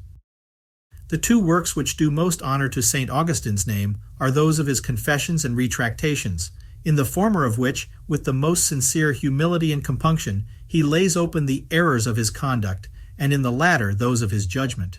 This work of his Retractations he began in the year 426, the 72nd of his age, reviewing his writings, which were very numerous, and correcting the mistakes he had made in an humble sense of them, and with a surprising candor and severity, never seeking the least gloss or excuse to extenuate them. To have more leisure to finish this and his other writings, he proposed to his clergy and people to choose for his coadjutor, Irradius, the youngest among his priests, but a person of great virtue and prudence, and his election was confirmed with great acclamations of the people on the 26th of September, 426. St. Augustine, however, would not have him consecrated before his death on account of the canon, which forbade 2 bishops to be ordained for the same city at a time, but he desired the people for the future to address themselves to Irradius in all their concerns. Count Boniface, a chief commander in the imperial forces in Africa, to whom Placida and Valentinian III were chiefly indebted for the empire, for which several rebels had contended with them, after the death of his wife, had taken a resolution to forsake the world and to embrace a monastic life. St. Augustine and St. Alypius dissuaded him from taking that step, imagining that in his present situation he was more serviceable to the Church and state. By insensible degrees he afterward fell from his practices of devotion and good resolutions, and having been obliged by the emperor's order to go over into Spain, he there married a second time, and took to wife an Arian woman, related to the kings of the Vandals, which alliance procured him a share in their friendship, though he insisted that she should first become a Catholic. This affinity gave occasion to the general Aetius, his rival, to render his fidelity suspected to Placidia, daughter of Theodosius the Great, sister to the late Emperor Honorius, widow of the general Constantius, and at that time regent of the empire during the minority of her son Valentinian III. Boniface resented his disgrace and saw his ruin inevitable, wherefore he made a treaty with Gontharis and Genseric, kings of the Vandals in Spain, and standing upon his defense, defeated 3 captains that were sent by Placidia and Aetius against him. St. Augustine wrote an excellent letter of advice, exhorting him to do penance for his sins, to return to his duty, to forgive all injuries, and if his wife consented, to embrace a state of continency according to his former purpose. But as he could not now do this without her consent, the saint set before his eyes his duty in a married state, not to love the world, to commit no evil, to subdue his passions, pray, give alms, do penance, and fast as much as his health would give him leave. We do not find that Boniface was disposed as yet to follow his advice. Indeed, the step he had then taken made it difficult to provide for his safety, and St. Augustine, who was well acquainted how precarious and delicate a matter it is to be involved in the jealousies and intrigues of courts, had no advice which he would venture to give on that head. "You will perhaps say to me," said he, "what would you have me to do in this extremity? If you advise with me concerning your secular affairs, and the means how to preserve or increase your wealth, I know not what answer to make you. Uncertain things cannot admit of certain counsels, but if you consult me for the salvation of your soul, I know very well what to say. Love not the world, neither the things that are in the world." 1 John 2:15. Show your courage, repent, pray with zeal and warmth, etc. The Vandals under Genseric, with an army of 80,000 men, sailed from Spain into Africa in May 428 upon the invitation of Count Boniface. Placidius, Bishop of Calama, an eyewitness, describes the dreadful ravages by which they filled with horror and desolation all those rich provinces as they marched. He saw the cities in ruin and the houses in the country razed to the ground, the inhabitants being either slain or fled. Some had sunk under the torture, others had perished by the sword. Others groaned in captivity, being become slaves to brutal and cruel enemies, and many lost the purity of their body and their faith. He saw that the hymns and praises of God had ceased in the churches, whose very buildings had in many places been consumed by fire, that the solemn sacrifices which were due to God had ceased in their proper places, that is, for want of churches they were performed in private houses or other unhallowed places, that in many parts there were none left to demand the sacraments, nor was it easy elsewhere to find any to administer them to those who required it, that the churches were destitute of priests and ministers. The consecrated virgins and other religious persons were dispersed into all parts. They who fled into the woods, mountains, rocks, and caverns were either taken and slain or died with hunger and for want of necessaries. The bishops and the rest of the clergy, to whom God had been so gracious as not to suffer them to fall into the hands of the enemy or to make their escape after they had been taken, were stripped of everything and reduced to the most extreme degree of beggary. And of the great number of churches in Africa, there were hardly 3 remaining, namely Carthage, Hippo, and Cirtha, whose cities were yet standing and not laid in ruins. Mansuetus, Bishop of Uri, was burnt at the gate of Furnace, and Papinian, Bishop of Vita, was burnt with red-hot bars of iron. Amidst this universal desolation, St. Augustine was consulted by a bishop named Quadvoldeus, and afterward by Honoratus, the pious bishop of Thebena, whether it was lawful for bishops or other clergymen to fly upon the approach of the barbarians. St. Augustine's answer to Quadvoldeus is lost, but in that to Honoratus he refers to it and repeats the same excellent maxims. He affirms that it is lawful for a bishop or priest to fly and forsake the flock when he alone is aimed at by name, and the people are threatened with no danger, but left quiet, or when the people are all fled, so that the pastor has none left who have need of his ministry, or when the same ministry may be better performed by others who have not the like occasion of flight. In all other cases, he says, pastors are obliged to watch over their flock, which Christ has committed to them. Neither can they forsake it without a crime, as he proves in terms dictated by the fire of his fervent charity and with reason supported by a zeal altogether divine. Representing the desolation of a town which is like to be taken and the necessity of the presence of Christ's ministers, he writes as follows: "In such occasions, what flocking is there is the church of persons of all ages and sexes, whereof some require baptism, others reconciliation or absolution, others to be put under penance, and all crave comfort. If then no ministers are to be found, what misfortune is that, for such as go out of this life unregenerate, or if penitents not absolved? What grief is it to their kindred, if they be faithful, that they cannot hope to see them with them in everlasting rest? What cries, what lamentations, nay, what imprecations from some, to see themselves without ministers and without sacraments, if, on the contrary, ministers have proved faithful in not forsaking their people, they are an assistance to all the world, as God shall give them power. Some are baptized, others are reconciled. No one is deprived of the communion of our Lord's body. All are comforted, fortified, and exhorted to implore by fervent prayers the assistance of the divine mercy. Count Darius was sent by the Empress Placidia into Africa to treat for peace. Boniface produced to him authentic vouchers, how much he had been betrayed and driven to extremities by the treachery of Aetius towards him, and returning to his allegiance, was again entrusted with the command of the imperial army. He endeavored to retrieve the loss of Africa, but it was then too late.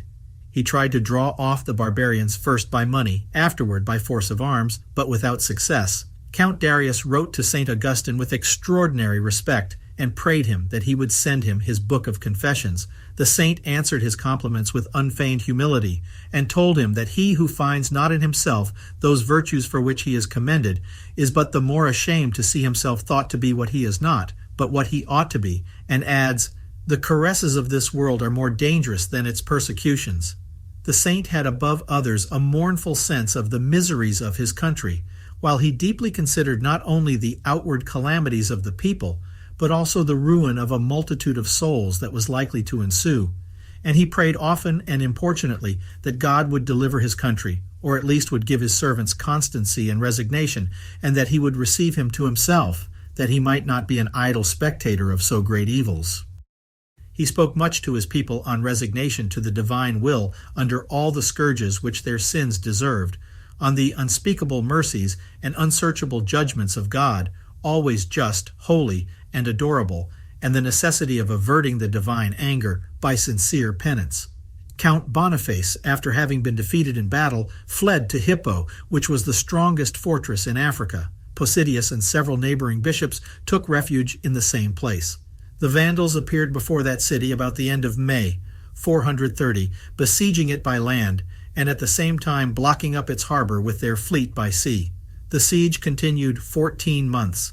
In the third month, St. Augustine was seized with a fever, and from the first moment of his illness doubted not but it was a summons of God who called him to himself. Ever since he retired from the world, death had been the chief subject of his meditations, and in his last illness he spoke of his passage with great cheerfulness, saying, "We have a merciful God." He often spoke of the resignation and joy of St. Ambrose in his last moments, and of the saying of Christ to a certain bishop in a vision mentioned by St. Cyprian, "You are afraid to suffer here and unwilling to go hence. What shall I do with you?" He also mentioned the last words of a certain friend and fellow bishop, who, when he was departing out of this world, said to one that was telling him he might recover of that illness, "If I must die once, why not now?" How much we are bound to take a reasonable care of our health above other temporal goods, for all the necessary purposes of life, he proves in his letter to Proba, yet he often teaches that it is a mark and test of our loving God to desire vehemently by death to be united eternally and intimately to God in his perfect love and uninterrupted praise. "What love of Christ can that be," says he, "to fear lest he come whom you say you love? O brethren, are we not ashamed to say we love whilst we add that we are afraid lest he come?" He was not able to contain within his breast the desires of his soul, in which he sighed after the glorious day of eternity, when we shall behold and possess God, our sovereign good, the object of all our desires.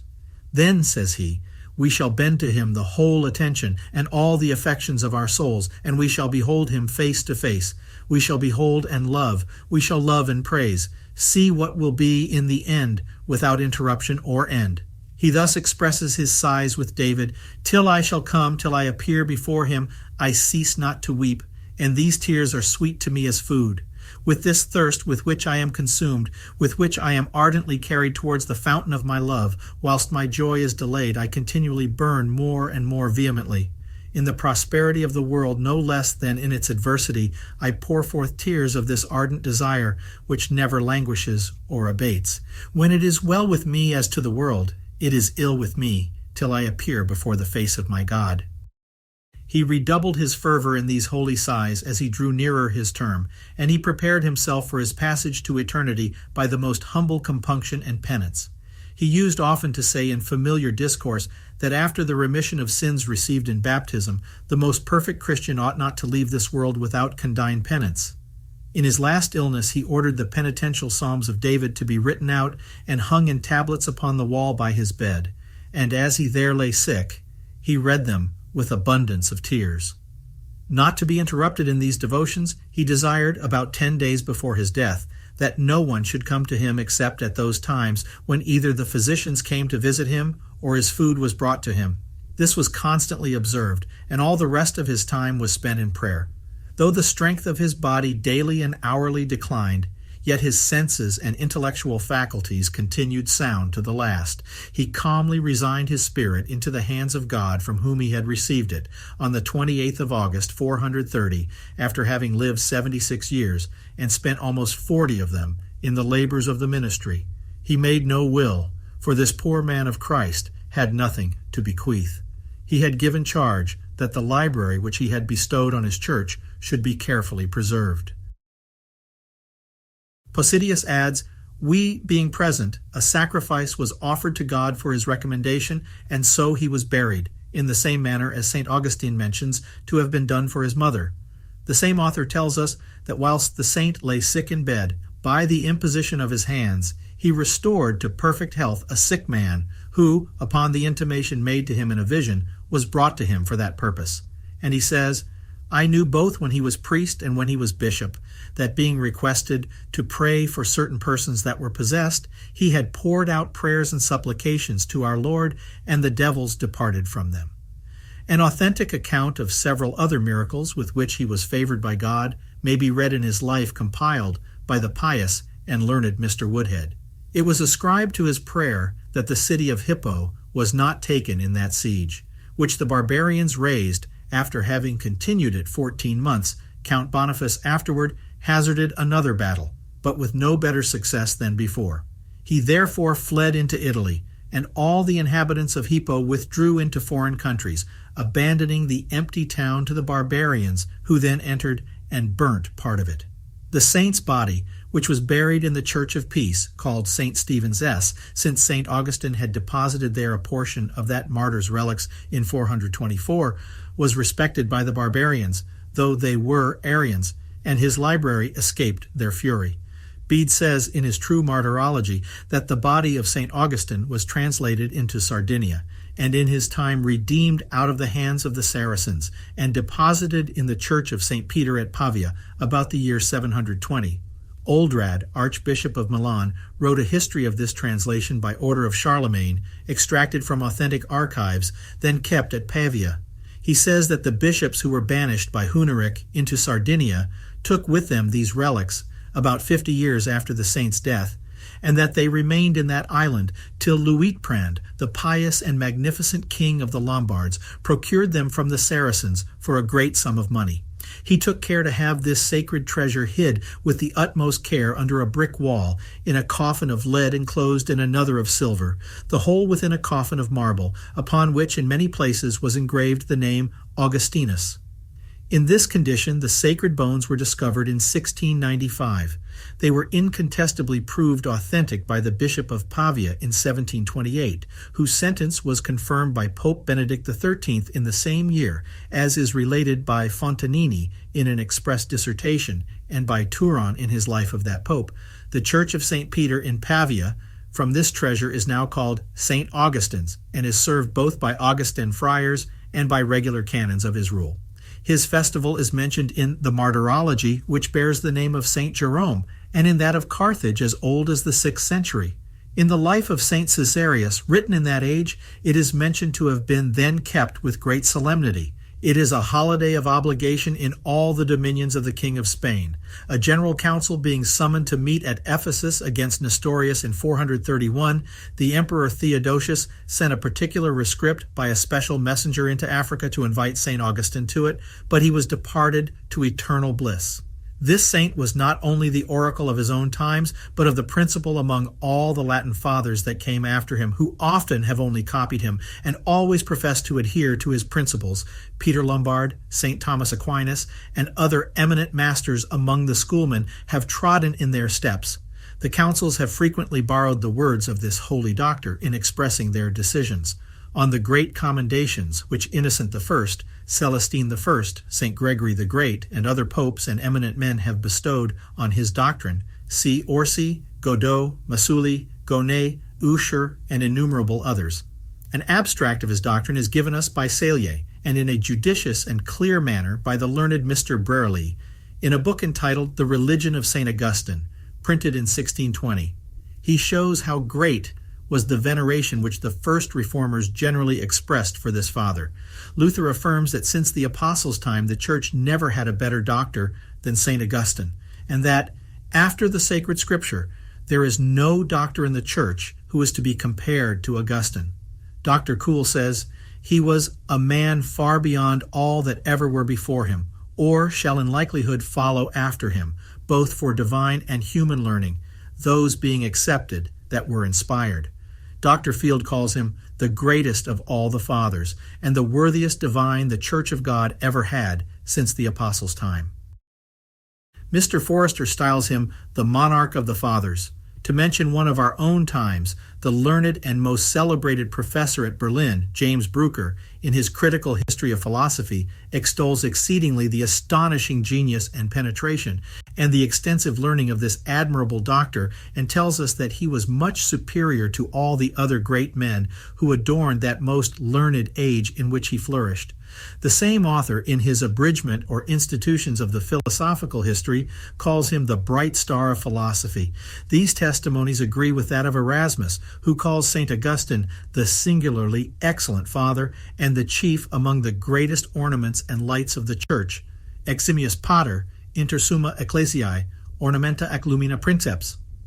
The eminence of the sanctity of this illustrious doctor was derived from the deep foundation of his humility, according to the maxim which he lays down: "Attempt not to attain true wisdom by any other way than that which God hath enjoined. This is in the first, second, and third place humility. And this would I answer as often as you ask me. Not that there are not other precepts, but unless humility go before, accompany, and follow after, all that we do well is snatched out of our hands by pride." As Demosthenes, the prince of orators, being asked which among the precepts of eloquence was to be observed first, is said to have answered, "Pronunciation or the delivery." Again, which second? "Pronunciation." Which third? "Nothing else," said he, "but pronunciation." So if you should ask me concerning the precepts of the Christian religion, I should answer you, nothing but humility. Our Lord Jesus Christ was made so low in order to teach us this humility, which a certain most ignorant science opposeth.